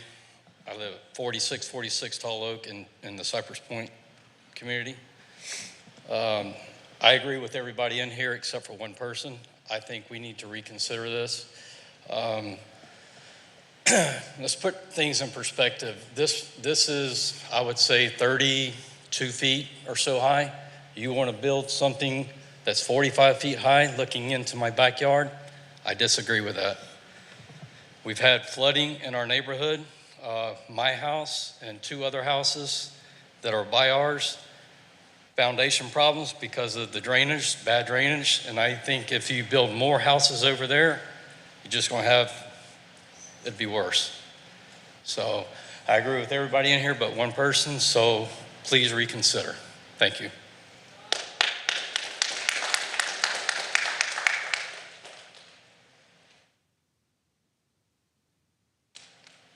Howdy, Commissioners.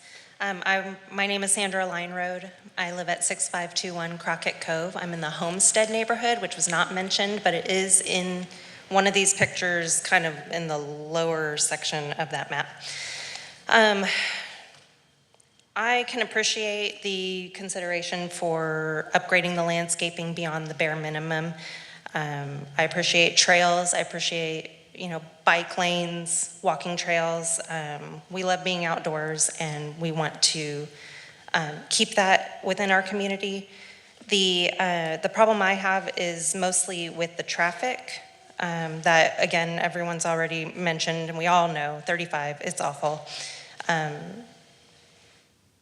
It just will only get worse. The affordability, I would question that, because apartments are crazy expensive per month. So I don't believe that somebody on an average income would be able to live in these apartments. I mean, someone has already mentioned that it would be a six-figure families. The other thing I wanted to mention is that multifamily units they're already in the plan for Homestead, which is right down the street. And so please consider, we don't need more multifamily units to cram more bodies and more cars, more traffic, and more danger into our area that's already going to be so tight, that is already so tight. It's already in the plan. We would be fine with the general business use that it's already zoned for when you have the traffic that's already accounted for during normal business hours, during a normal work week, not 24/7, 365 days a year. So that's my input, and I hope that you would consider it. Thank you.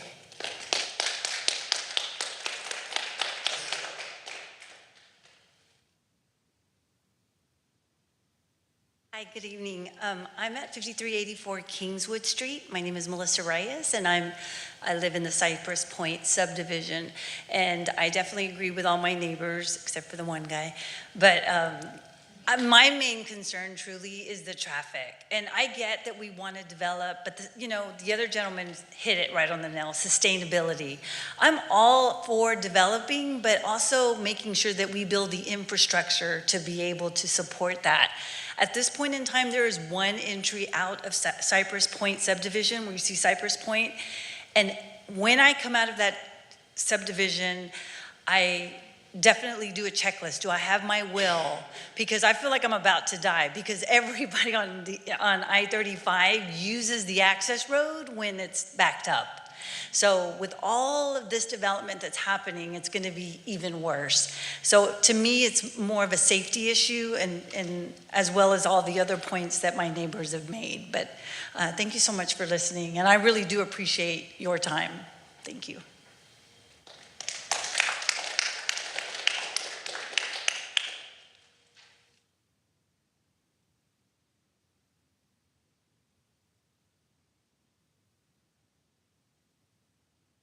You guys excuse my janitor keys.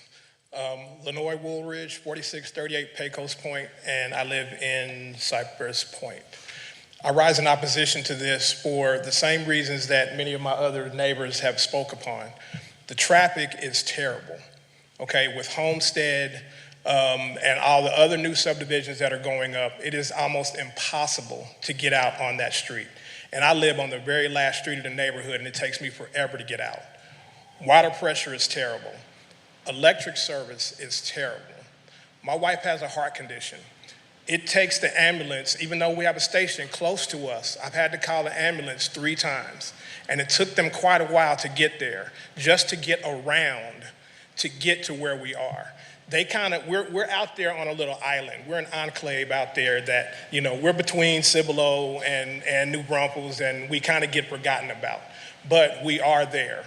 And until we get the infrastructure and the emergency services that we need, this is a bad idea. And I mean, that's pretty much it. Like I said, everybody else has been very eloquent in what they said. The safety issues are it's just too much for me. And to the young man's point, nobody's rich. We just happened to buy our house at the right time. Interest rates were low. Okay, I'm a disabled veteran. I live on a fixed income. I'm not rich, okay? And I mean, I understand. I have children that are between 20 and 30, and I understand the need for affordable housing, okay? But this is not the right place for it because of those safety issues and those infrastructure issues that everyone else has spoken about. Thank you very much for listening. You guys have a great evening.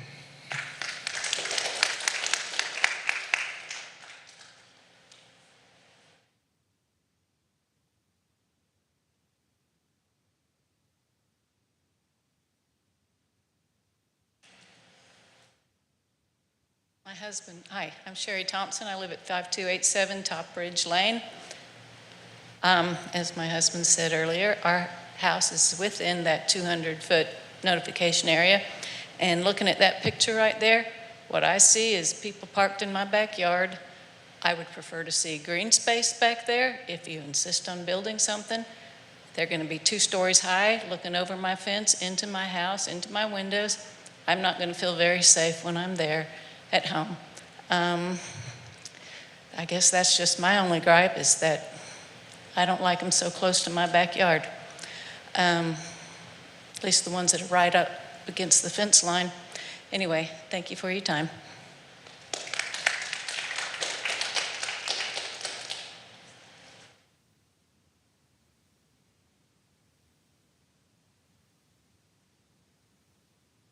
Hello, my name is Barbara Wright, and thank you all for taking time to listen to us.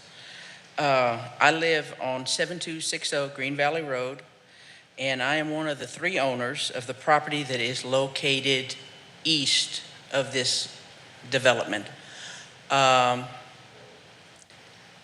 family has owned this property for 177 years. I am the 5th generation to own this property. We run a small farm. On this property, we raise cattle and hay. And in this area, there are a lot of wildlife, and I know that's nobody's fault, but wildlife's got to go someplace. The main reason I state that is I'm concerned with the walk. There's no place for youth or young people to go walk and be entertained or do something out here. There is nothing. There's no YMCA, there's no library. So what I see in my future is that these people are going to think, oh, wow, there's a beautiful stonk tank over there. Let's go see if there's any fish in it. I can see that kind of stuff happening. I can see kids getting bit by rattlesnakes because we run across rattlesnakes on a regular basis out there. And that puts me in a situation where I'm liable for somebody that can't stay on their own property. I have a concern, as one of the gentlemen earlier with the other deal, with the lighting. I don't want all the extra lighting going on there. And I have the concern with 500 apartments, 200 townhouses, that I can't maintain my family farm. We already have had problems with stuff blowing off of the highway and my cattle eating it and dying. You put that many people in there, I'm going to have every H-E-B and Walmart bag in town, in my pasture. Every helium balloon when somebody's got a birthday or something's going on is going to fly into my pasture, and I'm going to lose animals. So we've had problems with people coming into the barns, graffitiing. I see that being a major problem now because there's nothing to keep them from getting into my property. I don't have a problem with a single family house. The neighbors on Cypress Point side have been awesome. They call me when they see I have a problem with my cattle. They call me if they see something falling on my fence. If I do have a problem with somebody, it's a one-on-one. I can find that house, I can find that owner, and I can talk to them. There's nobody that will be accountable in this situation because if you have 500 families in that apartment, nobody's going to take blame for anything. I also have a major concern living on Green Valley, as some of these people have said. When 35 shut down, Green Valley looks like a freeway. It's a two-lane country road, and it is full of holes from all the construction. And if you go between Interstate 35 and Interstate 10 any afternoon at 5 to 6 o'clock, all of those country roads are full of people because they're trying to get off of 10 or they're trying to get around 35. Y'all will get the tax money for this. County will not get any tax money to maintain their roads. The extra traffic you're kicking onto them. Santa Clara, Marion will not get any money for those country roads and their city roads to be maintained when y'all allow this to happen and all of that extra traffic. You figure if there's 1,400 people in there with cars, okay, I know that's my time up, but give me just a minute. I have one question, not a question, a statement. Whoever did the planning on this has not walked the property. If you'll look at that picture, the closest tank to the 35, the water runs out of Cypress Point through that tank. We have almost lost that tank because of the amount of water that comes through there. And they're putting it in a parking lot or under the houses. I don't know where they're going to funnel it or what they're going to do with it, but they've got mega water coming through there and nobody knows it.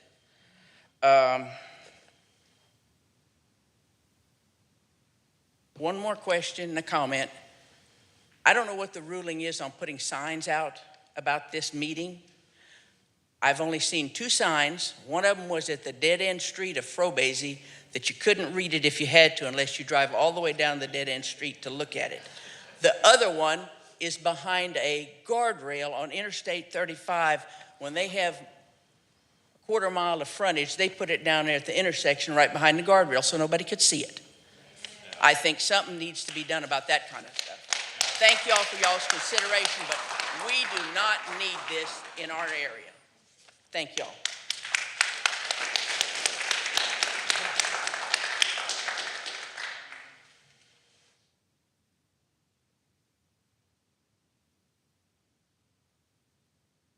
Good evening.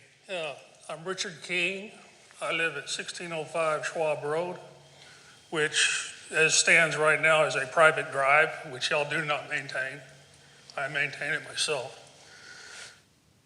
My main concern is the traffic for my grandkids and my kids. We are a 4th generation ranching family. We raise show steers, we raise cattle. This is our headquarters. We have other places around the state, but this has been our headquarters for 35 years. I don't know how long y'all have lived here, but in 1998, I saw the water 8 foot deep underneath Interstate 35 on Schwab Road. We could not get out of our place for 14 days. What's going to happen now? Homestead's behind us. This is going in next to us possibly. We're going to be underwater. Homestead went in. I've had water in the creek every day, even through the drought this summer. I had water running through the creek. Not a wet weather, it's a wet weather creek is what it was. Now there's water constantly. I don't know what we're going to do.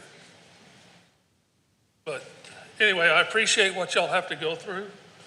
I understand it's difficult decisions, and I just thank you for taking the opportunity to consider our objections to the development. Thank you.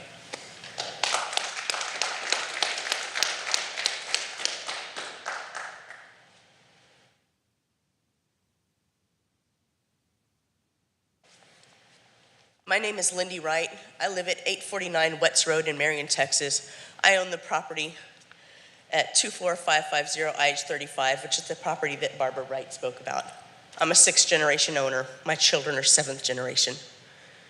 This property, when Schertz came out in the 80s and started annexing down 35, they promised my grandparents faster fire response, faster police response, more stations in the area, services that we still have yet to see. And that is no fault of the Schertz Police Department or the Schertz Fire Department, because when they do arrive, they do a good job, and I will commend them on that. The drainage from Cypress Point has made the area my mom discussed a ravine that is constantly flowing with water. Have you ever been out in 30-degree weather with a calf that's fell in a ravine and had it die in your arms while your parents and your kids were trying to save that animal? It's heartbreaking, the livestock we're already losing because of the developments in this area. That being said, we do have good neighbors in Cypress Point, but the drainage in this area is horrible.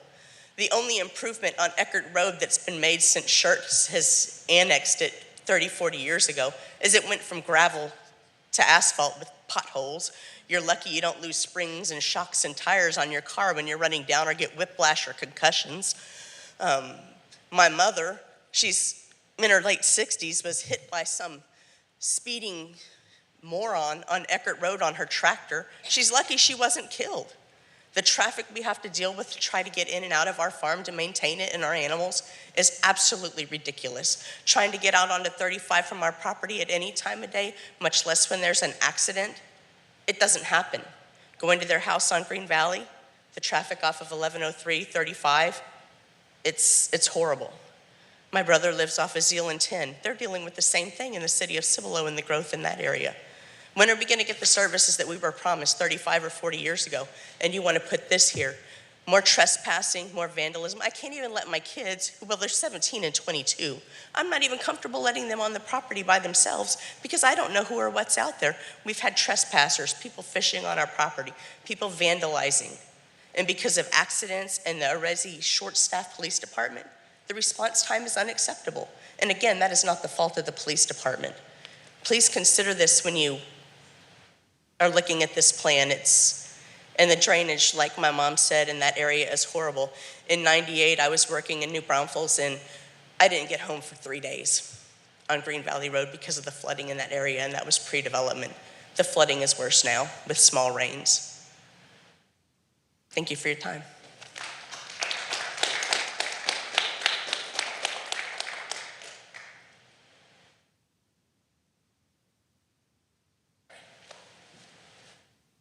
Hi, good evening.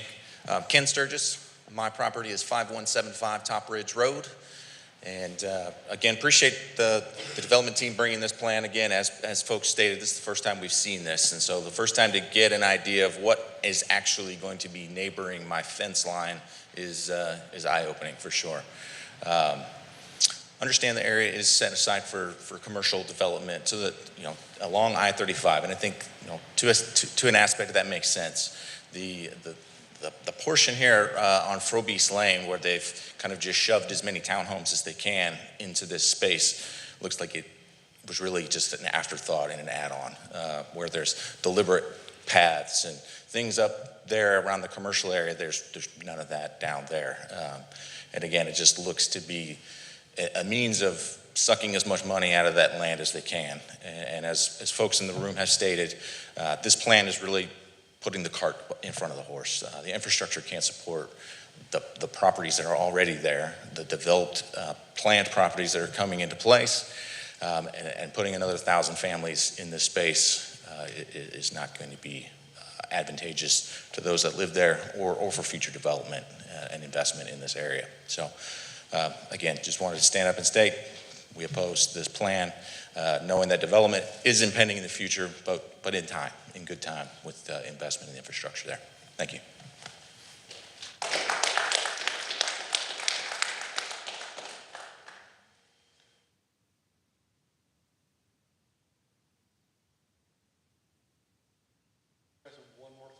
No, sir. No. Whisper in somebody's ear that hasn't been up here yet. Water at the very top, right? That water constantly flows, and the city couldn't tell us why all summer long. Yeah, that's true. Hi, I'm Rebecca Mockerman. I actually live at 5222 Nature Path. I'm actually in the Parkland subdivision across from my neighboring subdivision. And just by looking at this, one, I have never received a notice about any of this until now. Two, those apartments are gonna suck. And I mean suck hard. I mean, I've lived in an apartment for 10 years. That with the neighborhood, when you have 300, 400, 500 people in those multiple cars, you get high traffic crime, you get break-ins, you get more traffic than anything else. School zones are being used up. Hell to the no. No one wants this. And you have a grocery store? No, it takes 10 minutes. So you can drive. Plus, we're already backed up on 35. Going in either way, it takes 45 minutes. No one wants more traffic, more construction, no nothing.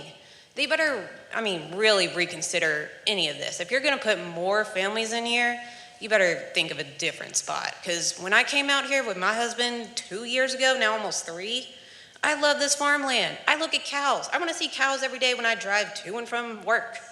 I don't wanna see apartments. I don't wanna see 3, 4-story buildings every time I leave my driveway. That's not a perfect view. I want skyline.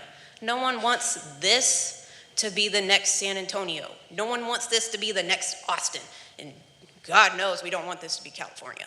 So y'all better reconsider this and not put this development in here, or at least rethink of a different plan on how you want to put this in. Thank you.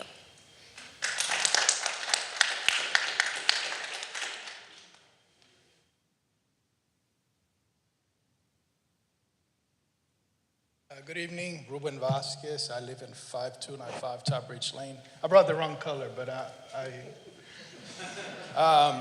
I disagree. I mean, right across from where we live, they're building a lot of communities already with plenty houses, and I'm pretty sure that they have like mid-low budget houses, if you want to call it that way.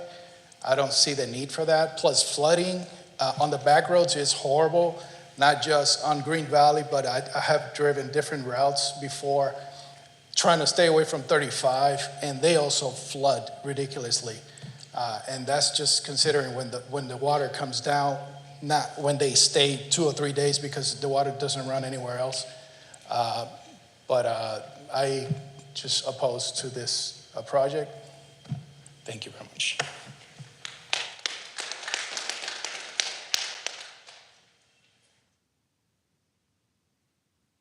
Did you get her?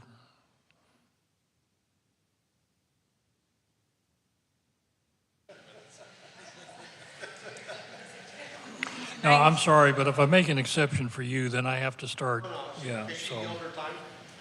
Yeah, she's entitled to her time. No. No. Right or, here's.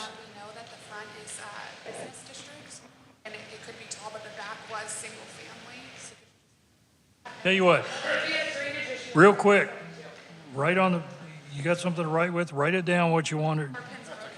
You get the drift. You get the drift. I do, thank you. We've tried the yield time in the past and it gets out of control real quick. So, would you like to say anything?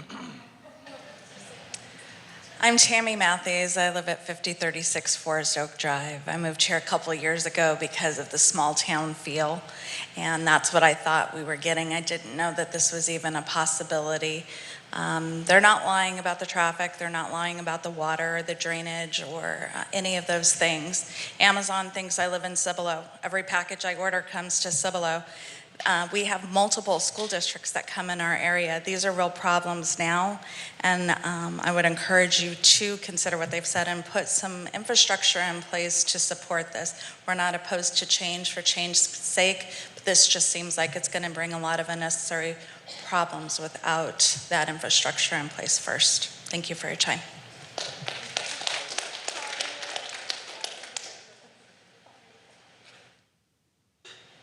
Anyone else?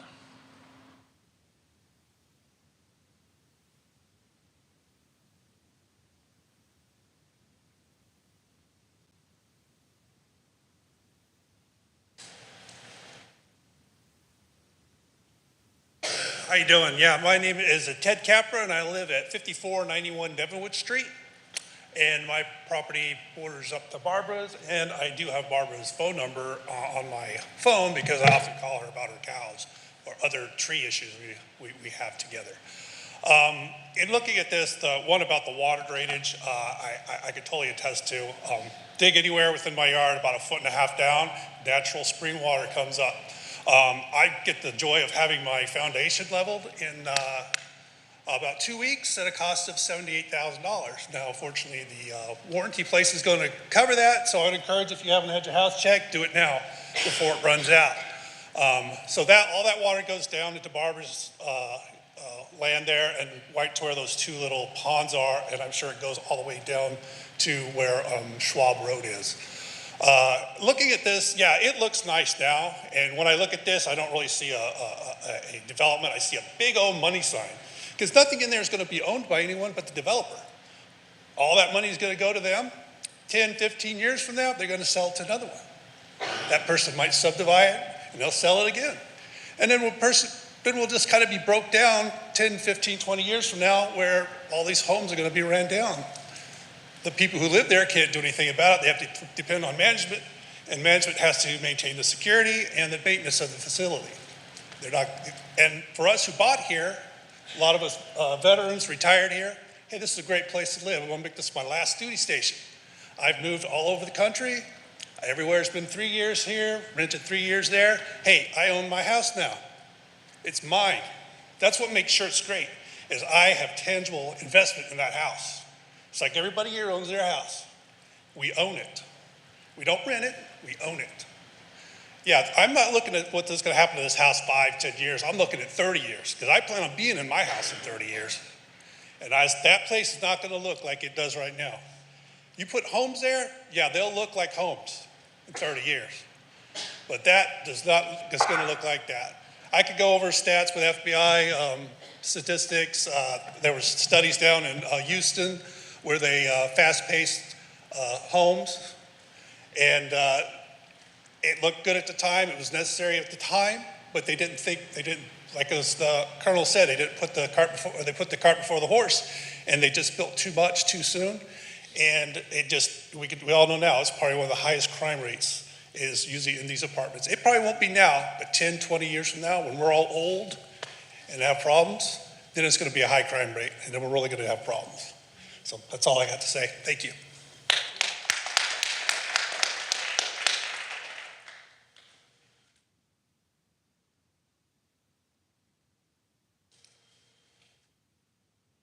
Hello, my name's Michael Mockerman. I live at 5222 Nature Path. My wife and I moved out here about 2 or 3-ish years ago.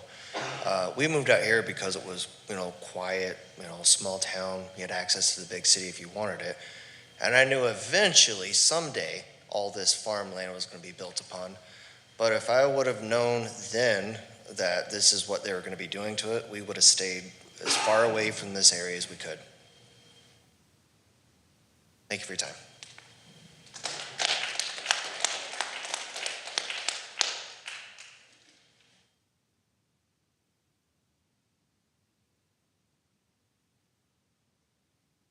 Anyone else?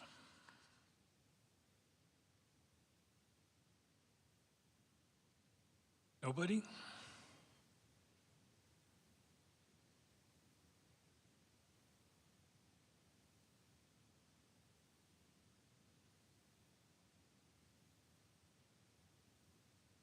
Good evening. My name is Robert Nash. I live at 4851 Parkleaf. My wife and I actually were able to buy our house just a few weeks ago, and we absolutely love the neighborhood. I grew up in a small town in Nacogdoches. I loved having farmland there, and I can only imagine that those people that are sitting behind me who absolutely very clearly love not only Schertz but also their neighborhood, that they love that there is an option to look out in their backyard and see green and see the safety and the peace that Schertz in every area has to offer. I do believe that the selling point for a lot of these communities, not only those people that have stayed here and the people that have purchased here, those people that have retired here, as I also have retired from the military here, is because you have a small town feel, but just 10 minutes down the highway, you have the option to access to the city. There is not really a need for us to have something like this, and I know that throughout Schertz that there are plenty of other areas for them to build these kind of homes and this kind of community that is separate from a single family residential community that is being built. It's already been built and still being developed. I can attest that Eckerd is really bad. I can attest that Green Valley is bad as someone that is still trying to figure out the area. I've also used Green Valley to try to access different things. I had to set my stuff up in Marion and New Braunfels and in Schertz. This is a completely forgotten area, but it's kind of what we like. We like that it's forgotten. We're okay with all the different things, but the issue is that if something like this goes in, it's still going to be forgotten about, and now you have over 700 plus different families now, if not more, that are now going to be struggling and suffering the same thing that all of these lovely men and women behind me are suffering. So I would strongly suggest, as someone new to the Parklands community, that we do not do something like this and we move it somewhere else where it's already been developed and the infrastructure is already set up for it, because it's not set up here. Thank you.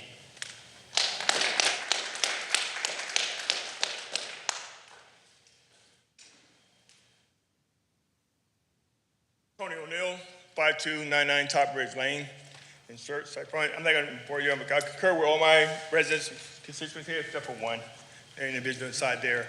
But I would do say that I oppose this project. I know for a simple fact, I talked to some of my residents over there, over this side here, they have not received any notification that's in that 200-foot buffer space they have out that way. I'll talk to them personally, and if it could be here right now, today, they would oppose it as well.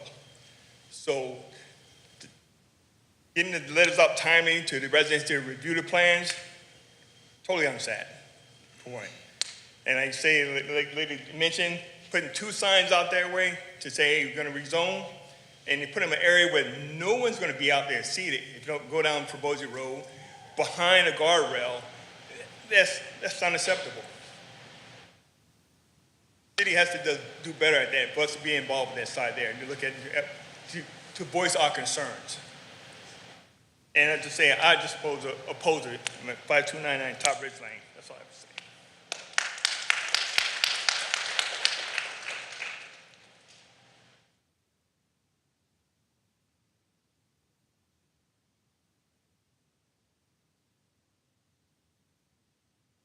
Anybody?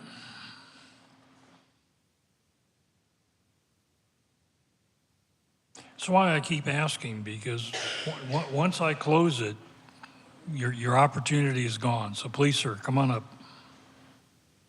I probably don't even need to get up here. My name's Grover Wright. I live at 7260 Green Valley Road.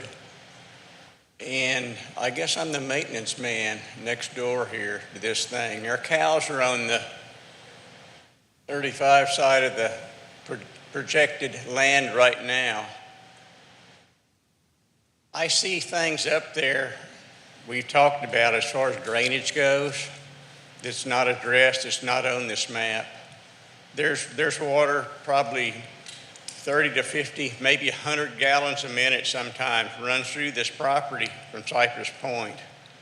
We've talked to the city of Schertz about it. They say it's not their water, it's groundwater. But for 100 and some years, there never was groundwater there. So there's just things I see. The apartments, to me, look like nightmares. I've been a crane operator 40 years. I've built a lot of stuff, apartments being part of that.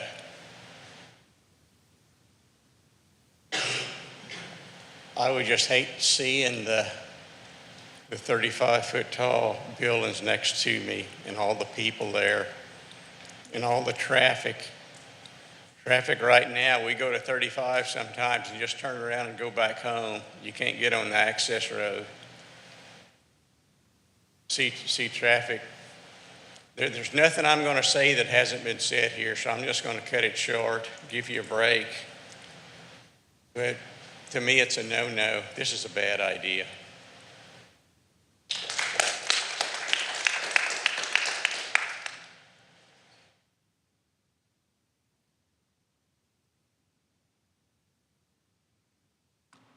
Anybody else? Last chance.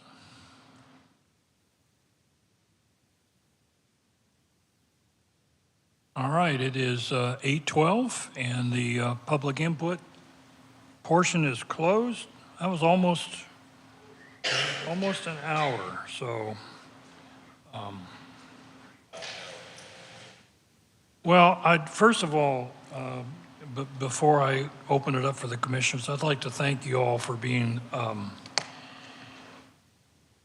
wish I could come up with the right word. You've been very good to us. We've had issues like this with threats and yelling and screaming, and so I appreciate the fact that you, number one, you showed up to voice your comments and your input, and number two, that you've been really courteous to the commission and to your fellow speakers. I think I'd like to start, because I take notes as you all talk. First of all, let me tell you who I am. I'm retired Air Force. I moved to Schertz in the summer of 1989. We've been here 34 and a half years. There were 10,000 people in Schertz when I moved here. As I think I said earlier, 3009 was 2 lanes. It was a 4-way stop sign at 35 and 3009. And so I've been here. Since I moved into my house, they've built Walgreens, Little Caesars, the dentist's office, the daycare, Wilder Intermediate, Savannah Square, Savannah Drive now goes all the way to 1518. It used to stop at Davenport. You know, and I watched them build Carolina Crossing and Berry Creek and Arroyo Verde across the street from me. So I've seen a lot, and I understand where you folks are coming from. I really do. And we're seeing this same issue in southern Schertz, which was for decades, it was rural farming community. Schertz would try to do something out there, and the ranchers and the farmers would be here stumping on the dais, telling us they didn't want it. They've owned that property for 100 years, and now their kids are selling it to developers. And I hate to say it, but that's what I see in the future of northern Schertz. I spent 25 years after I retired from the Air Force. My second career I spent with Schertz Fire Department. I was the fire marshal here in the city of Schertz for 20 years. I was here for the flood of 97, the flood of 98. Now, primarily that we were down here with Cibolo Creek, but I remember those. I also remember some of the things you folks have brought up, like zip codes and where's your post office. I grew up in Southern California as an Air Force guy. I've lived in California, Nebraska, Virginia, Montana, and Texas is different. It's the first state that has access roads. Everywhere else you go, that road is internal. It's not, but we as the city of Schertz have no control over zip codes and where your post office is. That's governed by the U.S. Postal Service, and trust me, they are not easy to work with. It's been many years now, but Schertz was finally able to convince the Postal Service to allow Schertz residents that get their mail from Cibolo to say Schertz, Texas 78108. Whether or not we have that, I don't know if we've got that agreement with New Braunfels. But that's all, that's divvied up by the post office, and the city has no control whatsoever over that. The same with utilities. Texas has these things called certificates of convenience and need, or necessity, okay? And so years ago, they divvied up all this property around us. So down here, we're in GVEC. If you go half a mile up Schertz Parkway, you're in CPS. You go up 35, and now you're in New Braunfels Utility. The same with water. Down here, we get, the water comes from the Schertz Municipal Water. But up there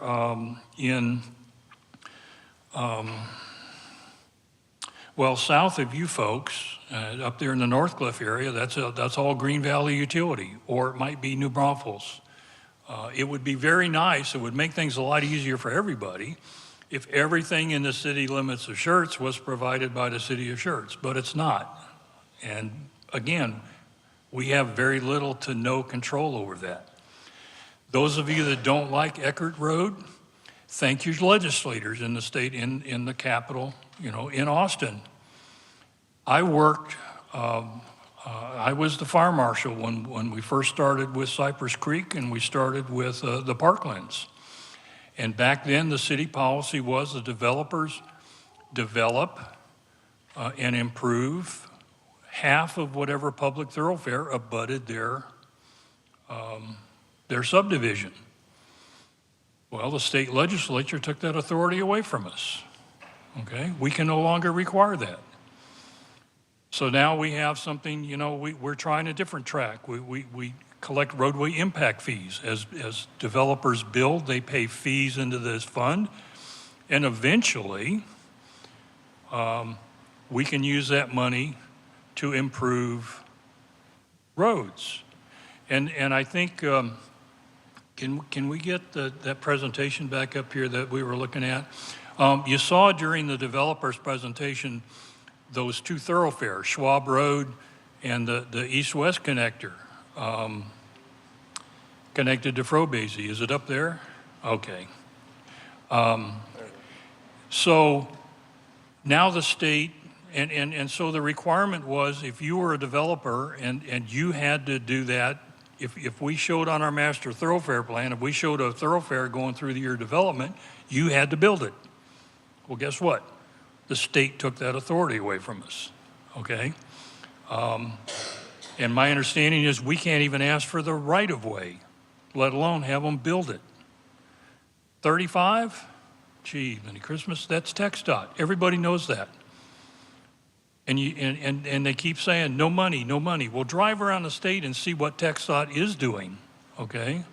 They come up with this scheme of this elevated roadway, you know? I don't try to, you know, I don't want to belittle your comments and your feelings. I hear you, I understand you. But here's the conundrum for us. Nobody wanted to allow Cypress Point. Nobody wanted to allow the parklands. Nobody wanted to allow all that development in Northcliffe. All these things that the reason we have traffic problems today is because of your development and your neighbor's development and their neighbor's development. And it puts us in a hard place, because how do we say yes for you but no for him? Your concerns about public safety, you know, before I retired, I was the assistant fire chief when I retired, and I was pushing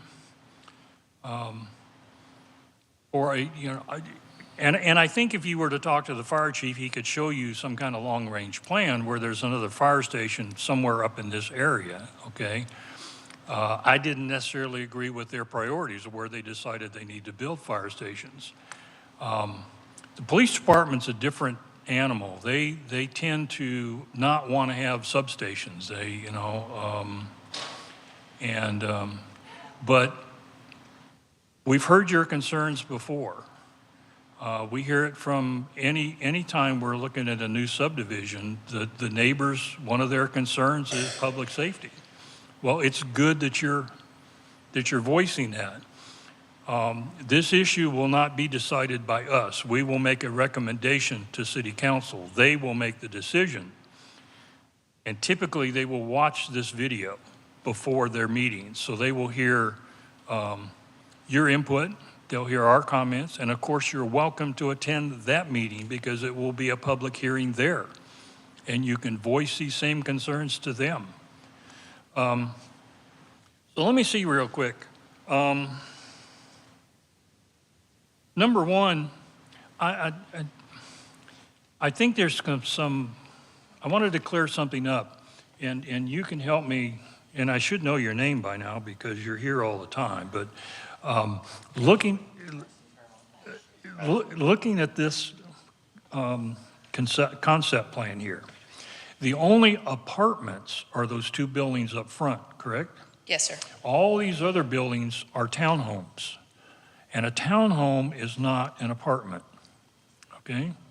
It's not an apartment, but they will be on one platted lot. Yes. So one ownership. So, well, okay, so I think you're destroying my argument here. I was gonna say that typically townhomes are individually owned. But These are proposed to be for rent. Okay. Yes, sir. All right. But they So, will. but again, you're not talking about, these would be probably 2 stories, I'm guessing. Yes, the height limit is the same as a single-family zoning district. It's just instead of dispersed individual homes, we're now talking about, I guess some places you'd even call them row houses back east, all right? Okay, thank you.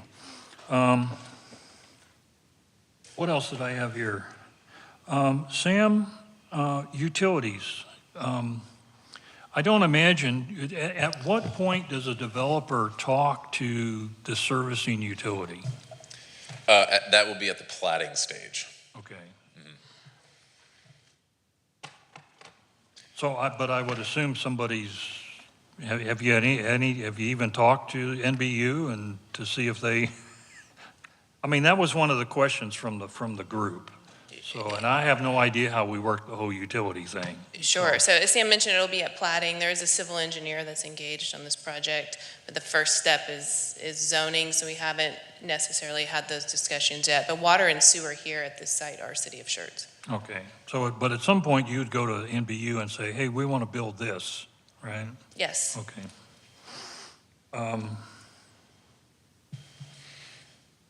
And I will say in advance of this meeting, we reached out to Public Works because water pressure was an issue that people kept emailing us about, and we got a response. And our director of Public Works says that currently this area is serviced by one main, and that there is, with future development, there's plans to install a loop system in another main, but that will come with development. So, and that's typically how the City of Schertz operates is probably the wrong word.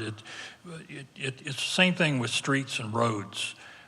We have a master thoroughfare plan out there that you'll see where we want, for instance, we want this east-west. In other words, we want a road that parallels 35. Well, the city's not going to build that. Okay, that's going to get built as developers come in. And for instance, here where they're extending Frobese Lane. So that's one of the issues is that the city doesn't typically build roads. We have to wait for development. Well, so these folks come in and they build that part of Frobese that really hasn't done much to help anybody. Eventually it will. And in terms of, I wanted to address the notification issue, okay?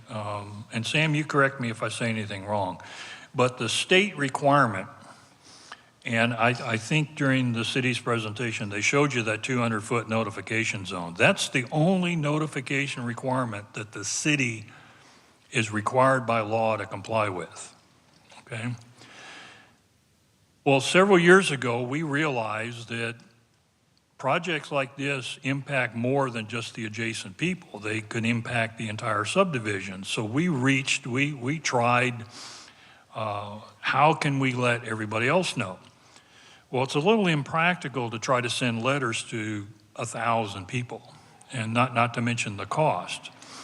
So what we came up with was the sign idea, and we continue to modify that. We just modified it 2-3 months ago, to try to make the sign a little more noticeable and cleaner, and give you there's a website address or something on it to where all the real information is. So that's our attempt to go beyond what the state requires. Unfortunately, the signs are required to be on the property where the action is. So that's why the sign is at the end of Frobese. I can't address the one that's behind the guardrail. We may want to take a look at that if you guys would. But again, that was our attempt to notify more people. And the HOAs are really good too, in terms of once they see the sign or they catch wind of it, they generate a lot of interest. Let me talk about the future up here. I will tell you that right now this entire property is zoned general business. It will not develop that way. because what Schertz is doing is along this side of the interstate. The intent is to keep the industrial and heavy commercial on the north side of 35 and keep your side of 35 neighborhood services, general business, but that'll only extend a few hundred feet in from the interstate. Beyond that, it's going to be some kind of, probably most likely, some kind of residential. If it's not this project, just like the one we did several months ago that's behind you guys, yeah. I say behind, and in this picture it'd be down below you. That's what I see the future out here. The way the city is going, only the frontage is going to be general business and commercial. Everything else is going to be some kind of residential. Okay. And put it somewhere else? Yeah, let me tell you folks, every time, it doesn't matter where somebody wants to put apartments, nobody wants them, okay? I really wish, and you know, I mean, shoot, last year we approved our residential apartment zoning up on 2252, down there, you know, 1,000 feet off, and nobody's around. People protested. They didn't want, you know, it's, so I don't know what to tell you.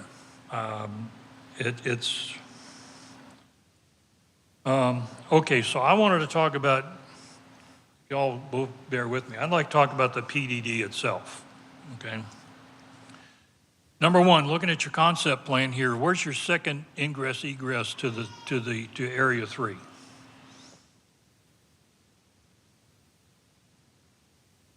So area 3, on the concept plan, you can't tell. Sorry. Again, it's just a concept plan, but the idea is that area 3 will be fully accessible to areas 1 and 2. So it will have direct access to Schwab and to 35. Okay.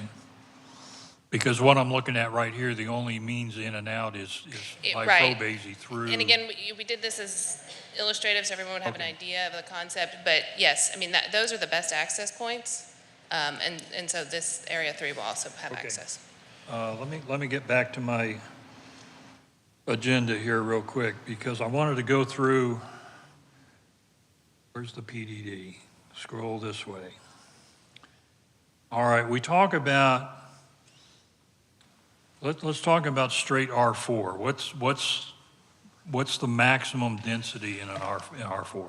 24 units per acre. Okay, so what they're asking for in area 2 is it's greater. 35. Mm-hmm. Okay. And then in area 3, they want 5-foot side setbacks. How do I feel about 5-foot side yard setbacks, Sam? I can infer from the question. Well, number one, how do those apply to a row of structures like this? Where is the setback? Mm-hmm. I mean, the front and rear, it is pretty clear. So, you know, if I'm talking about a 5-foot side yard setback, you're telling me that at the very end, that end wall is going to be only 5 feet from the property line. Mm-hmm. And then down here where it's adjacent to a street, it's only going to be 5 feet. Is there even room for a sidewalk if you're talking about a 5-foot side yard setback? Okay. And you know, what was it? Not last month, month before last? When was it that City Council had their workshop on PDDs? And this is exactly the thing they were against in terms of using a PDD solely to get around UDC requirements. You know, if the PDD was, if I can understand as a project, it makes sense maybe to be a PDD, but it looks like, you know, the height restriction is one thing. I'm not sure where, especially in the front part, where the 35-foot or 36-foot number came from. But You know, it looks to me like, again, this is just another attempt to maximize the buildability. In other words, maximize their return on investment at the expense of our Unified Development Code requirements. So, okay, who else wants to talk for a while? They let me go on all, you know, I mean, that's. You want me to turn it off there? Well, what are the rest? I'm sure the rest of you must have some thoughts about this.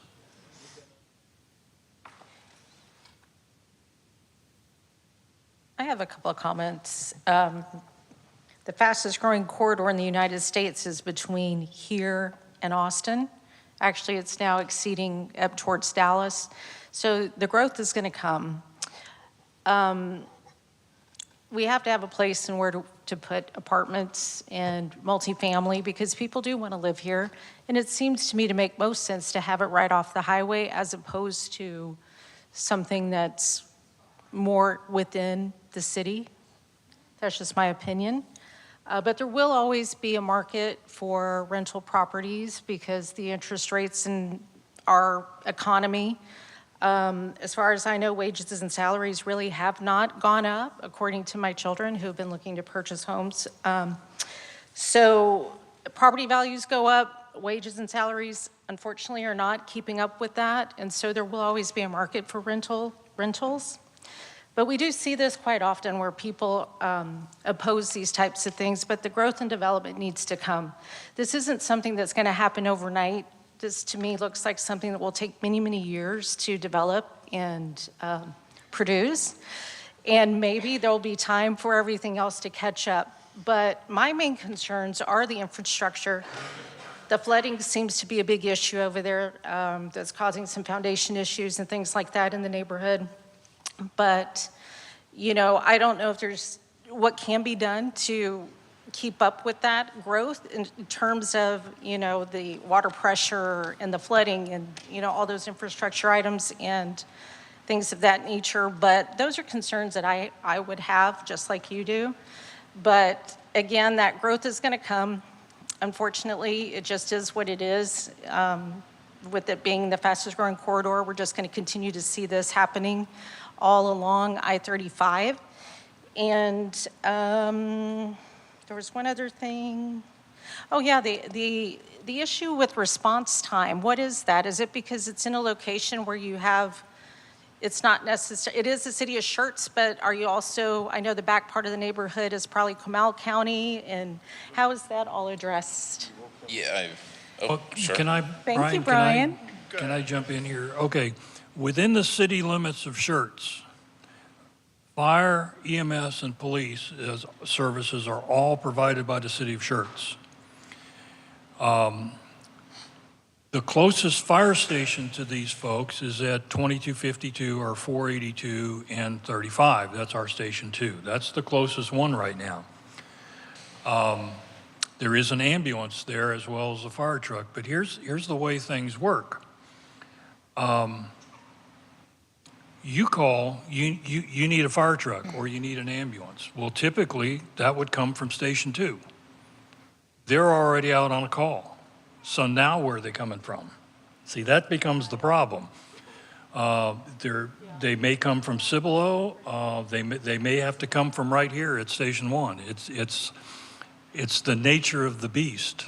And typically, police response is a little better because they're mobile. They're typically in their car driving somewhere. But again, it depends on that officer may already be on a call. So again, even if we had a fire station right there on the corner of Schwab and 35, you know, it's entirely possible that that engine or that ambulance is out on a call when you need one. So, you know, we try our best, we really do. Now, one good thing about Schertz Fire and EMS is they have very strong mutual aid agreements and ties with our neighbors. That's why In fact, with Cibolo, it's automatic dispatch. It's nearest unit. They don't care what city you're in. You're going to get the nearest fire unit. But we have mutual aid with New Braunfels. We help them, they help us. And I'm sure again, if we were to talk to the fire chief, I'm sure he could show you somewhere that at least the idea of a station closer to you is on the books. Does that help, Judy? We do it the best we can, but if our resources are not available, we call the neighbors and they come running. So, Ryan? Yeah, if I may maybe to sort of chime in and echo some of the points that you touched on earlier for folks as well. You know, we heard folks talk a lot about liking living in Texas, right? And there's a lot to like about Texas. But one of the things that you mentioned, unfortunately, is unlike some other states that folks mentioned, which have requirements for concurrency of service, Texas does not. And in fact, we're sort of almost moving the opposite way based on the laws that are passed by our state legislature, including this last session. So again, just as a reminder, in Texas, we have independent school districts. So we can't require developers to donate land for a school or to build a school facility like they can in California potentially or Florida. And certainly the school districts struggle to keep up. You know, the good news is that, you know, for Comal ISD, there are three really that serve the area at new schools in terms of the elementary and the middle school off Hubertus and then the high school as well. Part of a portion of this is an SCUC ISD, and ironically, SCUC ISD's attendance is lower this year at the start than it has been for the last 4 years. So they've seen a decline in the number of students. Certainly SIPL is one of the more challenged schools, but it's not at maximum capacity that serves here. And so those are some of the challenges. We talk about wanting roads to be improved. Again, we see how this plays out with what the state legislature did, but it's development that comes in and build those roads. You know, with police and fire protection, you covered that, you know, as well. I will say that we appreciate folks approving the bond for Fire Station 4. The city has acquired the site for Fire Station 4, has hired an architect. That's not in this area. But what it does do is it means the other stations, instead of 3 handling those calls, there'll be 4, and so it's less likely that the station that serves this may be out. And we would agree with you on police protection. Across the country and across the state of Texas, there is a significant shortage of police officers. It is a much bigger issue than just the city of Schertz. Again, as you probably know, the state passed a new law with regard to having someone armed at every school campus. And it's sort of a shame that we've come to that. You know, growing up in Texas and going to school, you don't think that way. SCUC ISD requested additional school resource officers, which are Schertz police officers at the schools, and we can't hire them. So again, we're going through a class and comp study now. The assumption is that will show we need to raise salaries of our police officers. Frankly, our streets department as well, which we struggle with as well. But what I would say is that what we look at with a zoning case is the ultimate plan for infrastructure. Because in Texas, with all the good about Texas, we operate in a system where the infrastructure lags development. And I've said this, the city doesn't make zoning decisions based on the revenue that we anticipate getting. I've never heard that from a P&Z member. I've not heard that from council people.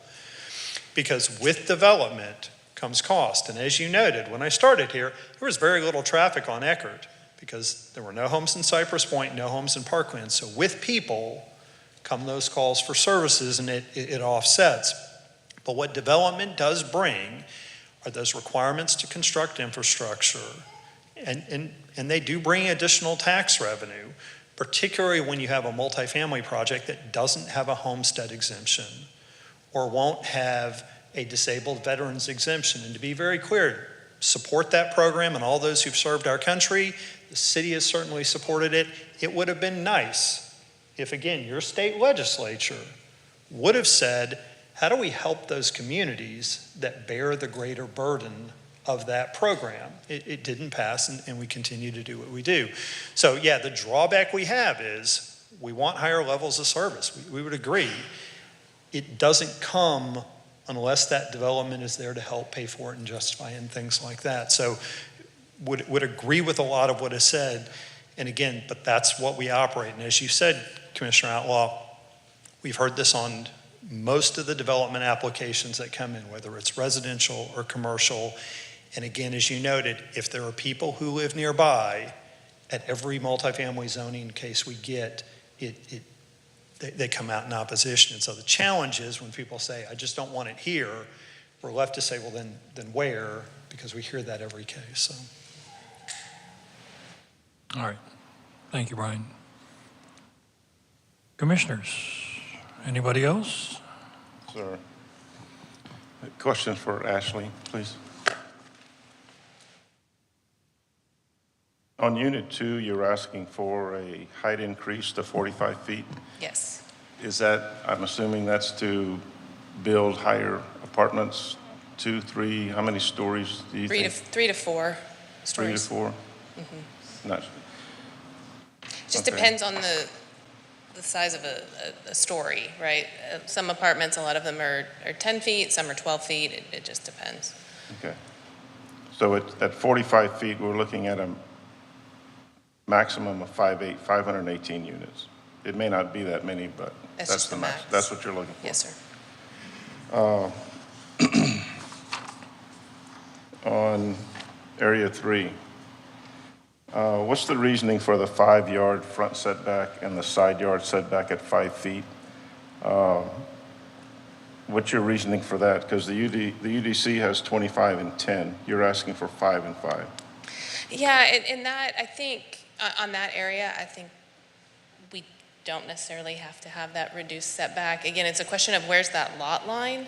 And so we have the I think 20 feet next to the single family, but we have the 5 and on the side for the other part. And I think that we don't need that variance and would be okay removing it from the PDD.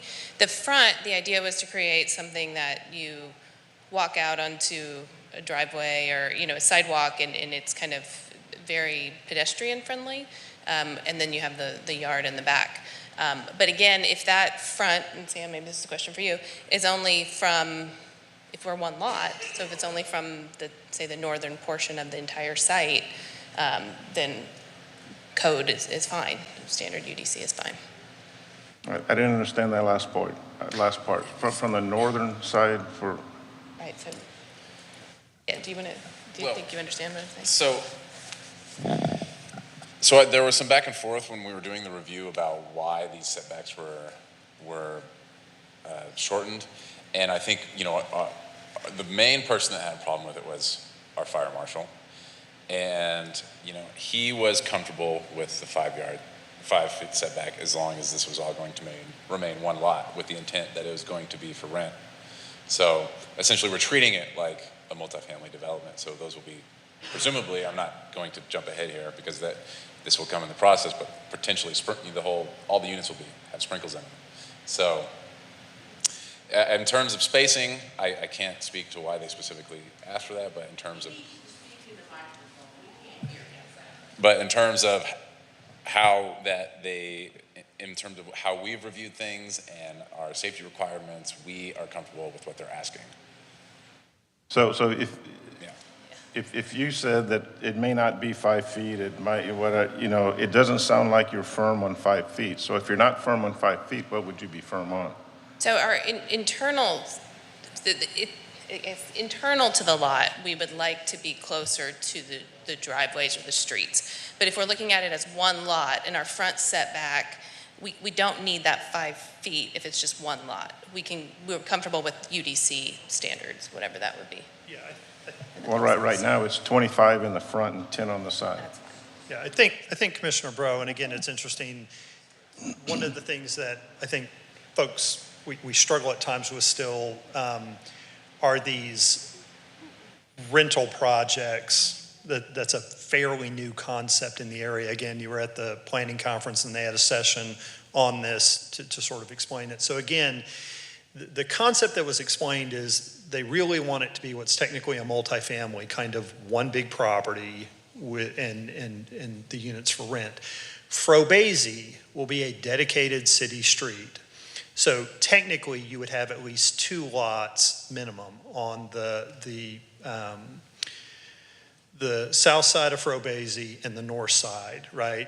And so those setbacks would only apply the front to Frobese, the sides east and west, and then the rear would be to the north or south, depending on what side the road is. And again, you've got landscape buffer requirements adjacent to the residential, which sort of negates the purpose for the side yard. But again, as Commissioner Outlaw knows, when you have an apartment complex, a multifamily, multiple buildings on one lot, it's not the setbacks that dictate the separation between the buildings. It's the building and the fire code, which are often overcome depending on the distance with firewalls and sprinkler systems and things like that. But again, because this is zoning, there's nothing to say that the plan wouldn't change, and they want to walk in and say, well, let me make each pod of buildings its own lot. Now, to do that, it would mean doing city streets, but the zoning would allow, and that would alter it going forward. So I think part of the confusion and the conflict is we still think about these a little bit like single family or townhomes, when in fact it's multifamily, and that creates a bit of this conflict. But if the general gist of it is we're fine with code because the plan is to do the big lots and then building and fire code takeover, then certainly staff's not opposed to that on the R4, maintaining the normal setbacks with it. But I think that's the confusion. It's just, this is a fairly new type of product, and so we're all kind of still thinking, what are the different iterations it might have and how does that play out? So if, okay, I don't mind the front setback, because that's going to be an internal thing, right? It'll be 5 feet from the parking lot. I want to be clear. The front on let's call the area 3, which is what you're asking about, the only fronts on those will be Frobese, and you'll have potentially as few as 2 lots. And so what fronts Frobese on both sides. Now the irony is the way they've laid this out, which is likely how it will develop, is that those units won't really front there. They'll face the back to it. But what you see, say, south of Frobese, that is not a city street, so there's not a setback requirement of it at all. They could push that building right up adjacent to that drive an inch off. Okay, so on Frobese, we're looking at a 20-foot setback because that's the rear. The rear is facing Frobese. No, technically, and this is the issue, the front is facing Frobese. I think, again, Brian, thank you for the explanation. It certainly cleared it up in my mind. See, I tend to look at the pods, if you will, or the groups of buildings and apply the setbacks to that, which is typically what we would be doing, say, over next door in Cypress. Well, what Brian is saying is those are not lots. There is one lot that runs along Frobese and goes and takes in this entire northern part. That's one lot. So the setbacks apply to that lot, okay? Not to the buildings that are sitting on it. So if I drive down Frobese on this example, what am I going to see if I drive down Frobese? You might see the back of buildings, but that's still the front of lot. And landscaping. Yeah. And so that would be be landscape 20 buffers. feet. Would that be a 20-foot setback off the street? So the 15-foot is what they're. The landscape buffer. Yeah, the landscape. Okay. Yeah, so that's the irony, all this conversation we're having about setbacks, I think this is where, again, folks miss that that's really negated in practice with the landscape buffers. Under what's likely to be the scenario, and I'll get into the mic before I get yelled at for not being in the mic, so let's get yelled at for other things. But again, part of what we think through is an infinite number of things that they could do based on the zoning, but likely that's how it would play out. But again, I think what they've said is, now that we've thought about it. Well, it was confusing, clearly, what's our lot line and where do we measure the setbacks from? But with this, as we've progressed through this process, we're fine with code. So we'll have to amend the PDD then. We're happy to do that Okay. for Area 3, yes. Okay. And then the portion of Area 3 that abuts Cypress Point, what's going to be the setback there? What's going to be the boundary? 20 feet? The PDD right now shows 20 feet, and it's adjacent to residential, so there'll be the 8-foot masonry wall and then landscape buffer. What would it do to you if we asked for 40 feet? I think we could agree to that. To provide a bigger buffer for the to the homes. I Yeah, think it probably won't. It probably won't negate all the complaints or concerns that the residents might have, but I think if I were living there, 40 feet would sound better than 20 feet. Sure, we're agreeable to that. Okay. Yeah.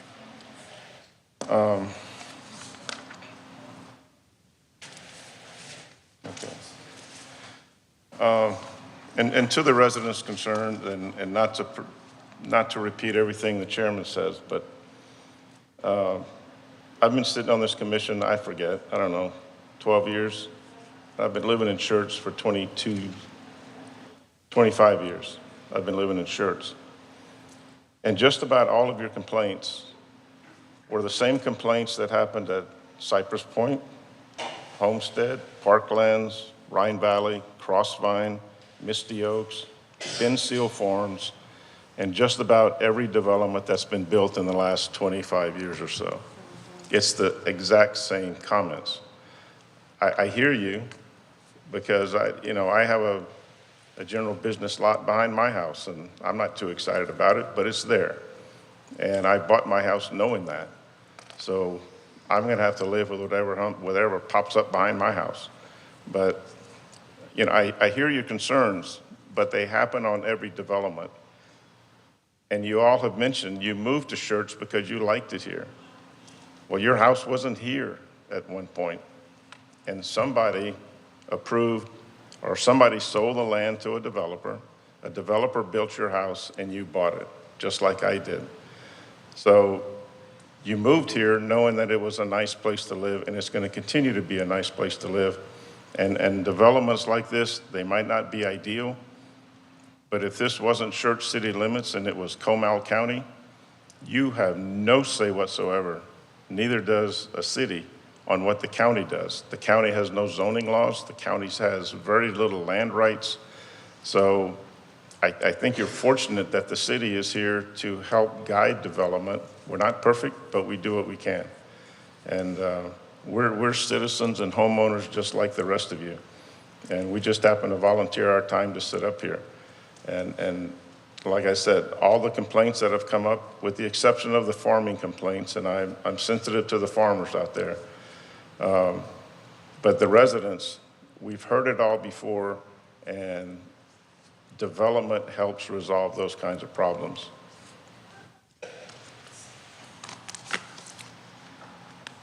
And regarding utilities, if a developer goes to a developer in a CCN, the CCN owner is obligated to provide the service. Whether they have it or not is another story. They're obligated to provide. So there's no issues with water, and there's no issues with the amount of water available, and there's no issues with wastewater. Electricity, I can't talk to that.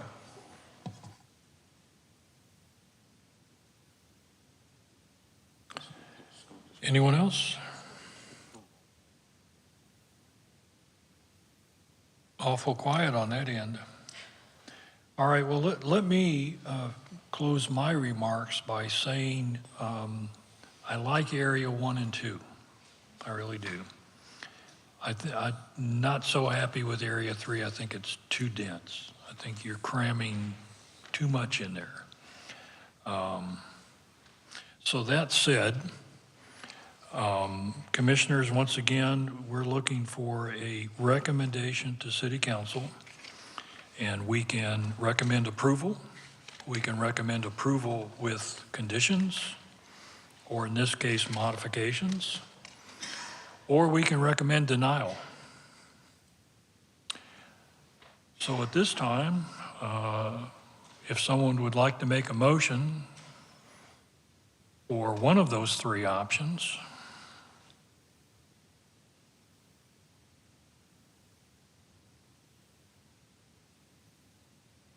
All right, go ahead. Sam, based on what was said earlier, what do we do with table 3A? Do we delete it or do we leave it?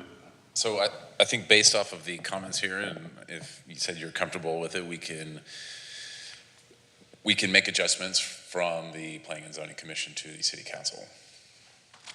We can get the R4 based zoning setbacks for Area 3, 40-foot buffer from adjacent to Cypress Point. You lost me. What? 40-foot buffer, what was before that? Yeah. So I'm assuming you mean for the Area 3 setback adjustments. Is that what you're talking about? Yes. The dimensional requirements. Right, the Table dimensional 3A. requirements. Right. So the applicant is comfortable with the R4 base setback requirements. So we can make that adjustment if you make that recommendation.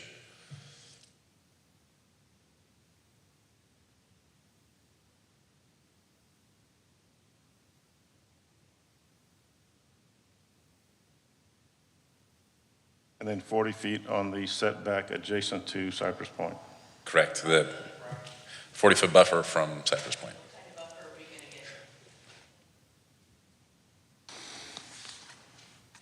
So right now, it would be an 8-foot masonry wall. And then on the development side of that wall would be a 20-foot landscape buffer. What Commissioner No, ma'am. Unless you're zoned, or is that zoned? That's not zoned residential, is it? So the way the code reads is use. Use or zoning. Okay. So if that is a residential use and that is a multifamily on Area 3, they will have to do an 8-foot masonry fence. So what Commissioner Bro is considering is the wall would still be required, but increase the buffer to 40 feet, correct? That's what you're thinking. Only here. Only along Cypress Point. Only there. Yeah, no, I understand.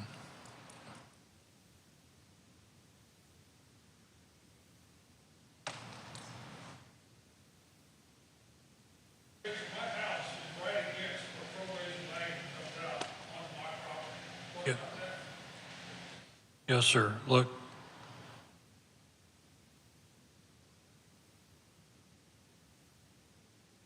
It's all based, what Mr. Hawes is saying is our Unified Development Code requires an 8-foot masonry wall and a 20-foot landscape buffer between what? Multifamily or commercial uses and residential uses. And residential use. Mm-hmm. So these two farms or ranches, are they considered residential use, or is that RA or?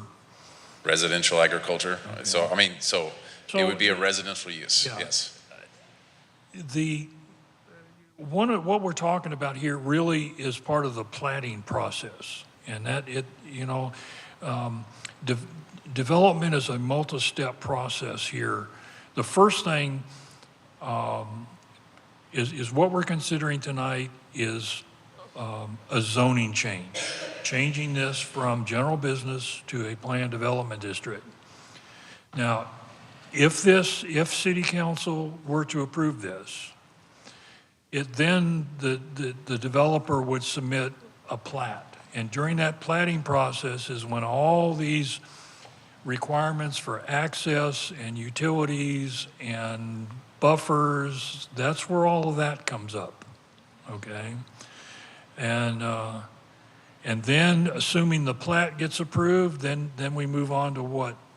Building permits, probably, I guess. So it's Site plan, building permits, yeah. site plan, yes, okay.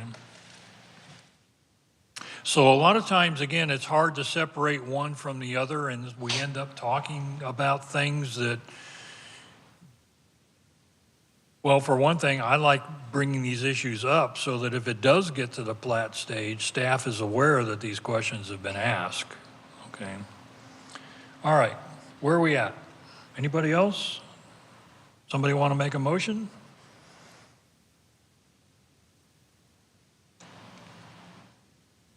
Let me make sure.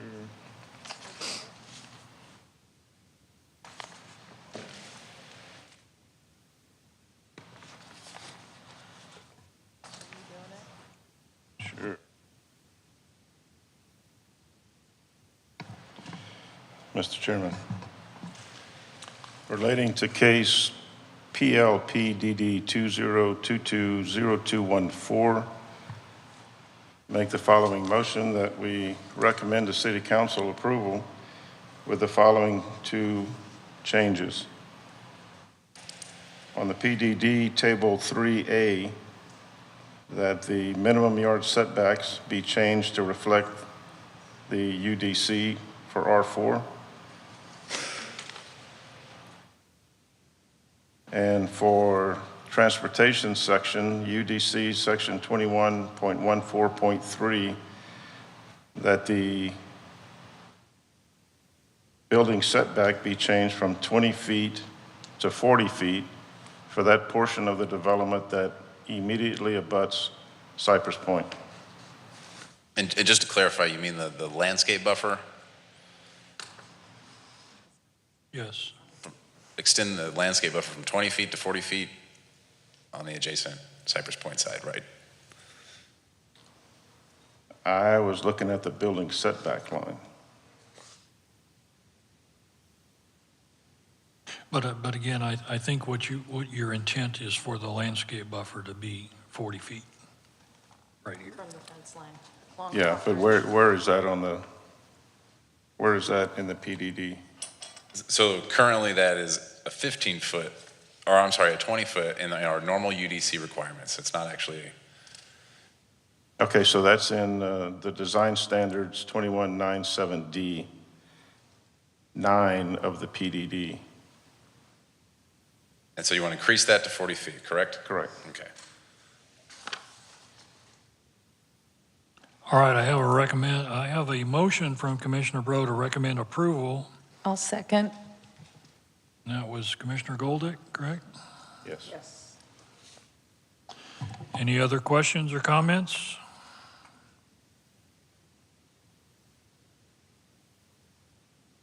All right, please record your vote.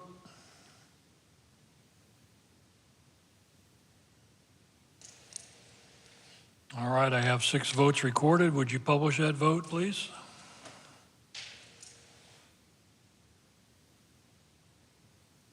I have 5 in favor and 1 opposed. That motion passes.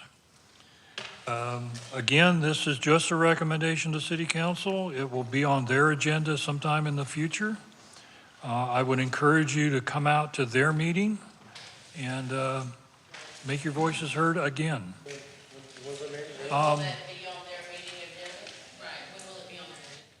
Yeah, sometimes we know a date. Do we know a date? Okay, so again, the Schertz.com, and typically down towards the bottom of that homepage, there's a scrolling news thing. Somewhere on there, it will have public hearings or something to that extent, okay? I think our planning folks will take a look at that, okay? And the notice didn't send us to this site either. I can't hear you. I know, the notice on it, that Schertz notice, you can't find anything. So they need to fix that. We'll take a look at that. All right, thank you, everybody. They could do better on that presentation. Again, I can't hear you. They could do better on that presentation, I think.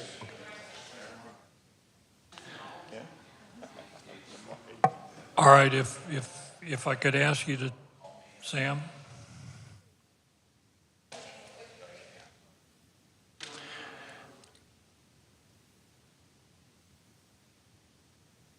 All right, I hear, Can I 5 minutes? make a motion Yes, make a for a motion. 5-minute potty break? Okay, we have a motion and a second to recess. All right, it's 9:07, so let's say 9:15, okay?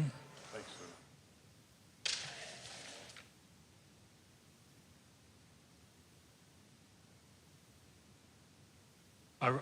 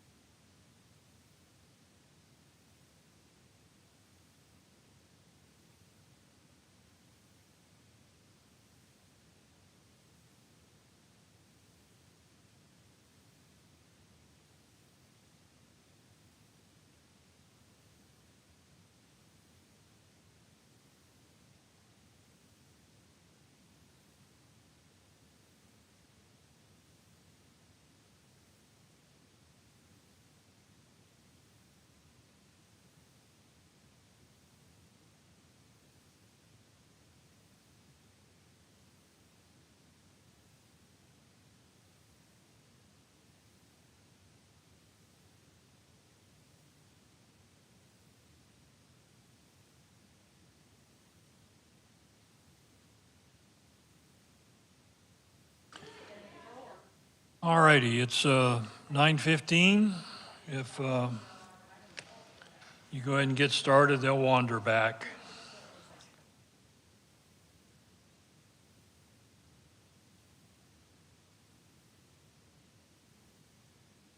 Are we back on the air?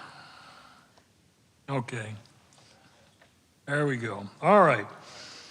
9:15. Okay, so the next is item C, PLSPU 2023-0153. Hold a public hearing and make a recommendation on a specific use permit to allow a convenience store with gas pumps on approximately 7.8 acres of land located approximately 51 feet west of the intersection of IH-35 North Access Road and FM 2252, also known as Guadalupe County Property Identification Number 114083, and Comal County Property ID Number 119021, City of Schertz, Comal, and Guadalupe County, Texas. Your turn. PLSPU 2023-0153, a specific use permit for a convenience store with gas pumps on 7.8 acres, Daisy Marquez Planner. So again, here is the subject property outlined in green. Here's I-35 North Access Road. Here's FM 2252, so it's about right at that intersection. And just to orient you, over here is Bussies. So on November 1st, we sent 5 public hearing notices. We received 4 in opposition and then 1 in favor from the applicant, and a sign was posted on the property along I-35. And here is the specific use exhibit, again, just showing the 200-foot notification line and the subject property. So the subject property is currently zoned general business. It is vacant and undeveloped. To the right, we have another property zoned general business. It is also currently vacant and undeveloped. And then to the left, we have another property zoned general business, and it is currently storage for Connex boxes.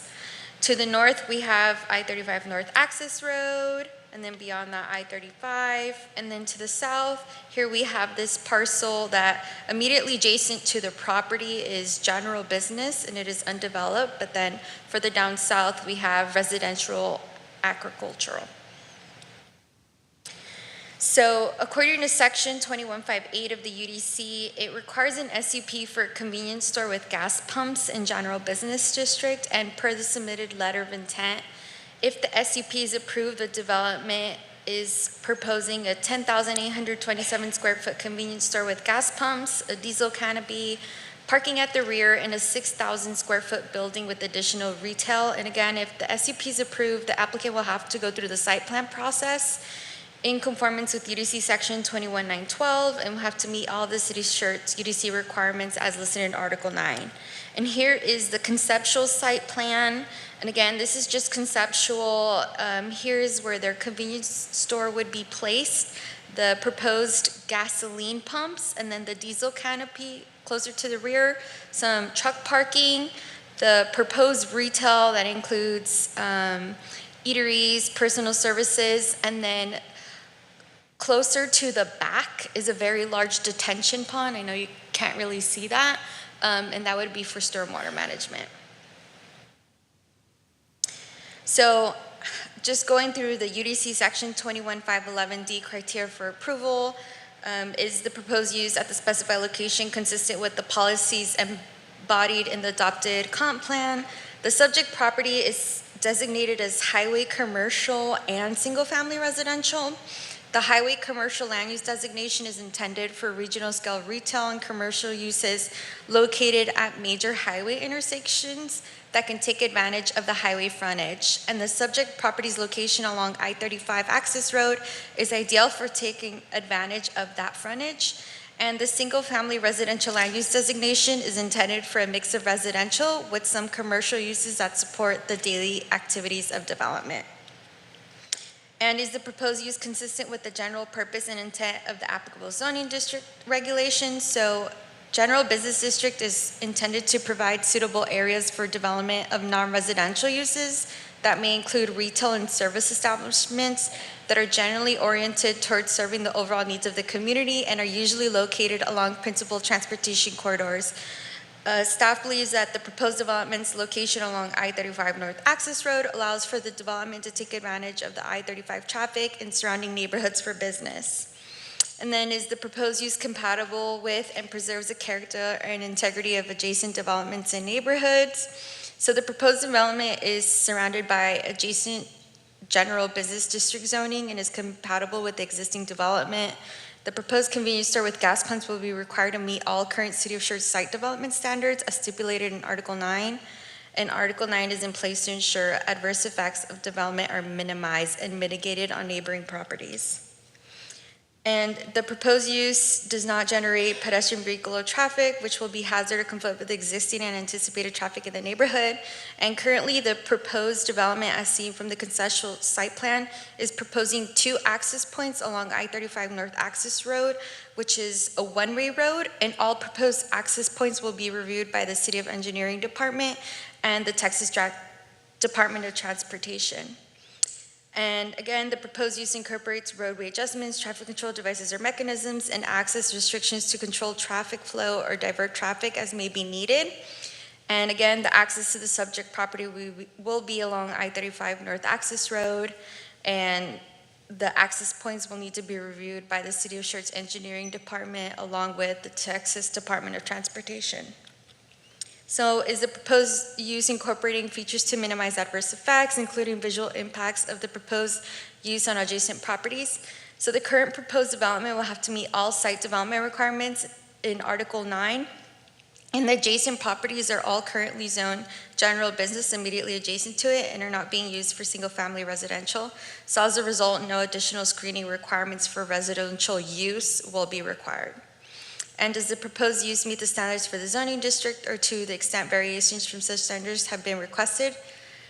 The proposed development will meet all dimensional and design requirements of the general business district as mentioned in UDC section 2157, and no variations have been requested. And does the proposed use promote the health, safety, or general welfare of the city and the safe, orderly, efficient, and healthful development of the city? As part of promoting health, safety, and welfare, the city should encourage development compatible with the surrounding uses, utilizing standards and transitional uses to alleviate negative impacts. So given the existing general business district zoning of the adjacent surrounding properties, the location of the subject property on I-35 North Access Road and all of the access being from I-35 North Access Road, the proposed convenience store with gas pumps would not pose an adverse impact on adjacent properties. And number 9 is no application made under these provisions will receive final approval until all back tax owed to the city have been paid in full. This does not impact consideration by P&Z on the first reading from council. And other criteria at the discretion of the Planning and Zoning Commission and City Council deem relevant and important in the consideration of the specific use permit. So staff has ensured all UC requirements have been met for the specific use permit, and at this time have not received any special considerations from P&Z or the City Council. So therefore, staff is recommending approval of the specific use permit to allow a convenience store with gas pumps at the subject property conditioned upon the following: that 1, a building permit is approved within 2 years of the adoption of the SUP ordinance. Any comments or questions? The applicant here? No? Okay. All right, this is a public hearing, so it is, we'll call it 9:24. Anyone wishing to address the commission on this subject is welcome to step up to the microphone. And I don't see anybody. Nobody. Going once? Going twice? It's still 9:24. Okay. All right, public input is closed. Commissioners, I have a couple questions. Yes, sir. Would you put right there, the conceptual site plan? Conceptual, right? So at plating, I see no provision here for cross-lot access. Okay, will that be a plating requirement? So that will be evaluated when it comes into plating, and it's currently not platted. just to emphasize again, this is a conceptual site plan and it currently does not meet all of the site development requirements Okay, as stipulated no. in Article 9. I So that will recognize be that. required. The question was that during plating, will that be, I mean, let me ask it this way. Is that when and, well, let me just say, what I'm trying to ask is that a requirement? Yes, sir. Okay. And let's see, what else did I have? I think that was basically it in terms of questions. Anybody else? I certainly I see the Ott Denberger opposition here. And of course, there's no they don't. I don't. Other than being opposed, that's all they say. So I don't know what their concerns might be with this project. Traveling that section, not frequently, but when you leave Evo, the only way to go south is to go north. And so with that one driveway, and again, realizing this is conceptual and things might change, I might have a little concern about that top driveway being so close to the intersection. But I assume that, so as part of the plating process, that's when these things go to TxDOT, correct? Yes, sir. Okay. We will not accept their application or certify any plats without a no objection letter Right. from TxDOT. Okay. But that comes at plating, not as a part of the Yes, zoning sir. process. Okay, good. Anybody? Oh, okay.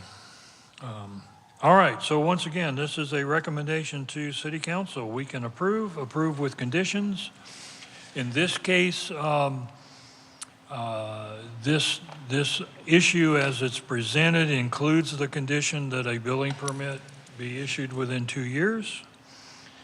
We can approve it with other conditions, or we can recommend denial, whatever your pleasure is, if someone would like to make a motion. I'd like to make a motion to approve PLSPU 2023-0153. I have a motion to approve from as presented, I'll second. and a second from Commissioner Goldick. It makes it easy when the two ladies are sitting on opposite sides. It's real easy for me to figure to who did what. All right. So we have a motion to recommend approval to City Council and a second. Do we have any other discussion or comments? Hearing none, please record your vote.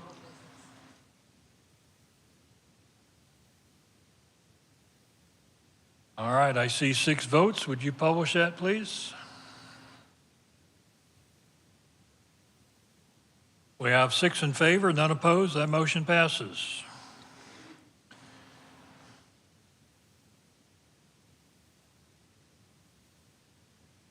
Moving on to item D is a public hearing, PLSPU 2023-0247. Hold a public hearing and make a recommendation on a specific use permit to allow a truck terminal on approximately 4 acres of land located approximately 660 feet west from the intersection of Bow Lane and Schwab Road, also known as Comal Property Identification Number 464879, City of Schertz, Comal County, Texas.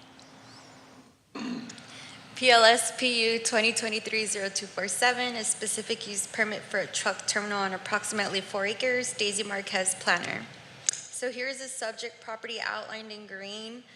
This is I-35 access road, this is Schwab, and this is Bow.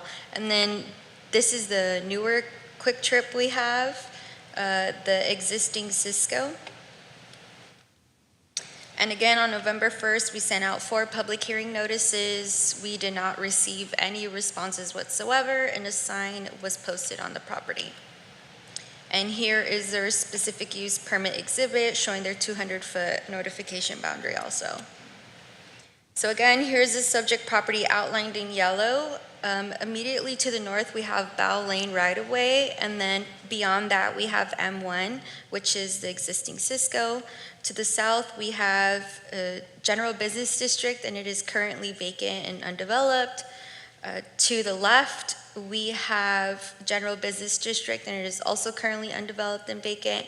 And then to the right, we have general business district with the Quick Trip, and they also have their own SUP for the gas station with pumps.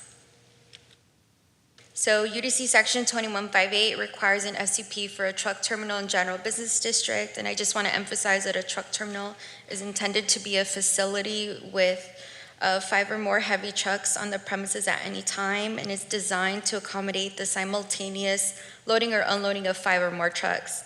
And per the submitted letter of intent, if the SUP is approved, they are proposing a gated truck terminal with approximately 20 square foot gate shack to monitor activity on the site.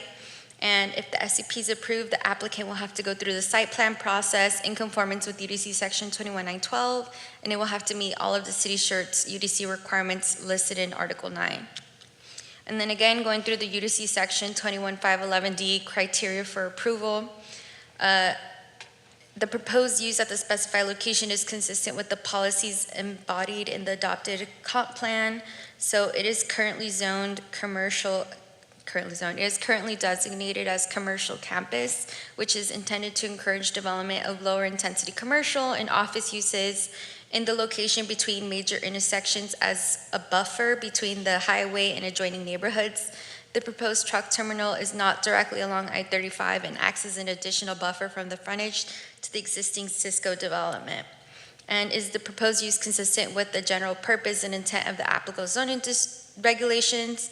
So general business district is intended to provide suitable areas for development of non-residential uses, which may include retail and service establishments that are generally oriented towards serving the overall needs of the community and are typically located along principal transportation corridors.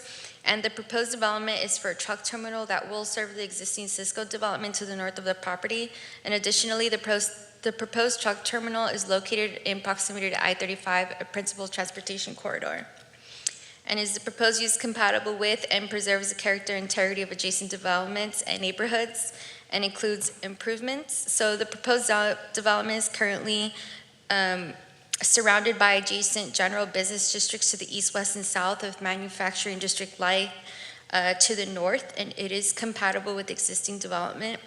The proposed truck terminal will be required to meet all City of Schertz site development standards as stipulated in Article 9. And again, Article 9 is in place to ensure adverse effects of development are minimized and mitigated on neighboring properties. And does the proposed use generate pedestrian vehicular traffic that will be hazardous or conflict with the existing and anticipated traffic in the neighborhood? The proposed development is proposing an access point along Ball Lane, and all proposed access points will be reviewed by the City of Schertz Engineering Department. And does the proposed use incorporate roadway adjustments, traffic flow devices, or mechanisms? So access to the subject property will be along Bow Lane. The proposed access points will again be reviewed by the City of Schertz Engineering Department. Does the proposed use incorporate features to minimize adverse effects, including visual impacts and proposed use on adjacent properties? So the proposed development will have to meet all site development requirements in Article 9 of the UDC, and all the adjacent properties are zoned general business district and manufacturing light and are not currently being used for single-family residential. So no additional screening requirements for residential uses will be required. And does the proposed use meet the standards for the zoning district? And the proposed development will have to meet all dimensional and design requirements of the general business district as mentioned in UDC section 2157, and they have not requested variation to these requirements. And the proposed use promotes the health, safety, or general welfare of the city, and as part of promoting health, safety, and welfare, the city should encourage development compatible with surrounding uses, utilizing standards and transitional uses to alleviate negative impacts. And given the existing general business and manufacturing light zoning of the surrounding properties, access from Brow Lane, and proposed use servicing an existing use, the proposed truck terminal would not pose an adverse impact on the adjacent properties. and no application made under these provisions will receive final approval until all back tax owed to the city have been paid in full. And again, this does not impact consideration by P&Z or the first reading from council. And then 10, other criteria which at the discretion of the P&Z and city council deem relevant and important to the consideration of the SCP. Staff has ensured that all UDC requirements have been met for the specific use permit, and at this time have not received any special considerations from the P&Z Commission or City Council.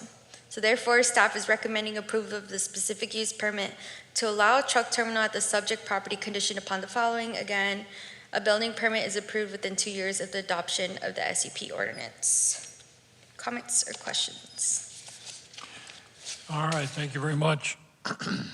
This is also a public hearing. It is 9:35, and I'll open the hearing for public input. Come on up. Name and address, please. Good evening. My name is Brittany Bizard. I am with HMT Engineering at 625 Castell Avenue in New Braunfels, here on for the applicant and the surveyor who submitted this, in case you'll have any questions for me about this project. All right, thank you. I'd say anyone else, but there's nobody else here. Okay, so it's now 9:36. And the public input session portion is closed. Commissioners, comments or questions? This nice lady has sat here for 3.5 hours. Somebody ask at least one question. Oh, no, it's fine. This is the longest I've ever sat here as well. I went to the San Marcos P&Z.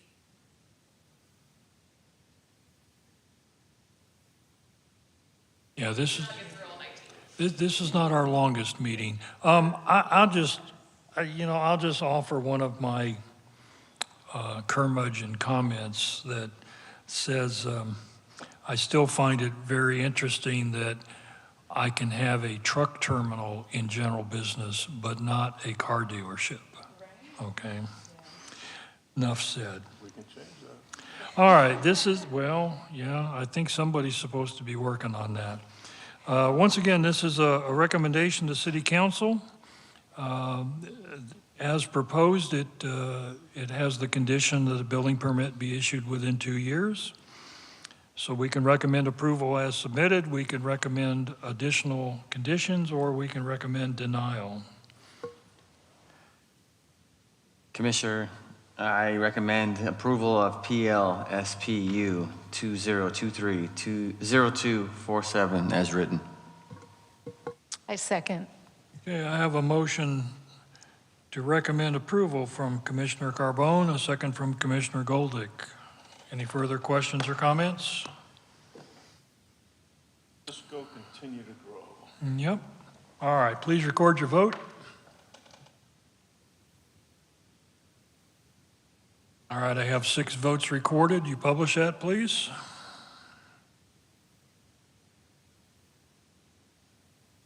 There we go. 6 ayes, none opposed. That motion passes. Thank you for your patience.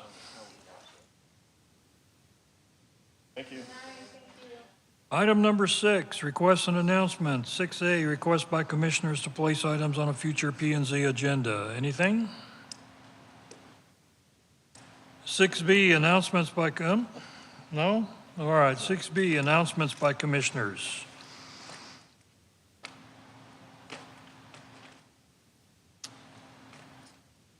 Nobody wants to talk about the APA Texas 20. I did have a conversation with Commissioner Brown, and she found it to be very educational and well worth the time. And once again, I appreciate City Council and the Planning Department for providing the funds to allow us to attend that. And thank you very much. Announcements by city staff. They have none. Okay, item 7 is information available in the P&Z packets. The last page will show you the status of various actions pending at City Council. I did not attend or watch last night's meeting. Did they I assume that rezoning went through? Yes, okay. All right. Item number 8, there being no further business, this meeting is adjourned at 9:40. Yes, ma'am.